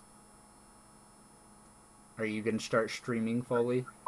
No, God, no. Exactly. I'm too bad at video games to stream. Says the guy who's So is like Drip. the best in our group. I'm also the least entertaining compared to you guys. I mean, I don't know. Marty did a pretty bad performance today. I mean, he was like asleep or something. Dealing with family issues. You're good, brother. I know. They're Alright. dealt with now, thankfully. Alright, well, we're gonna go ahead and cut this off here then. So, everybody say good night, stream. Good night. Good stream. night, Good stream. night, stream.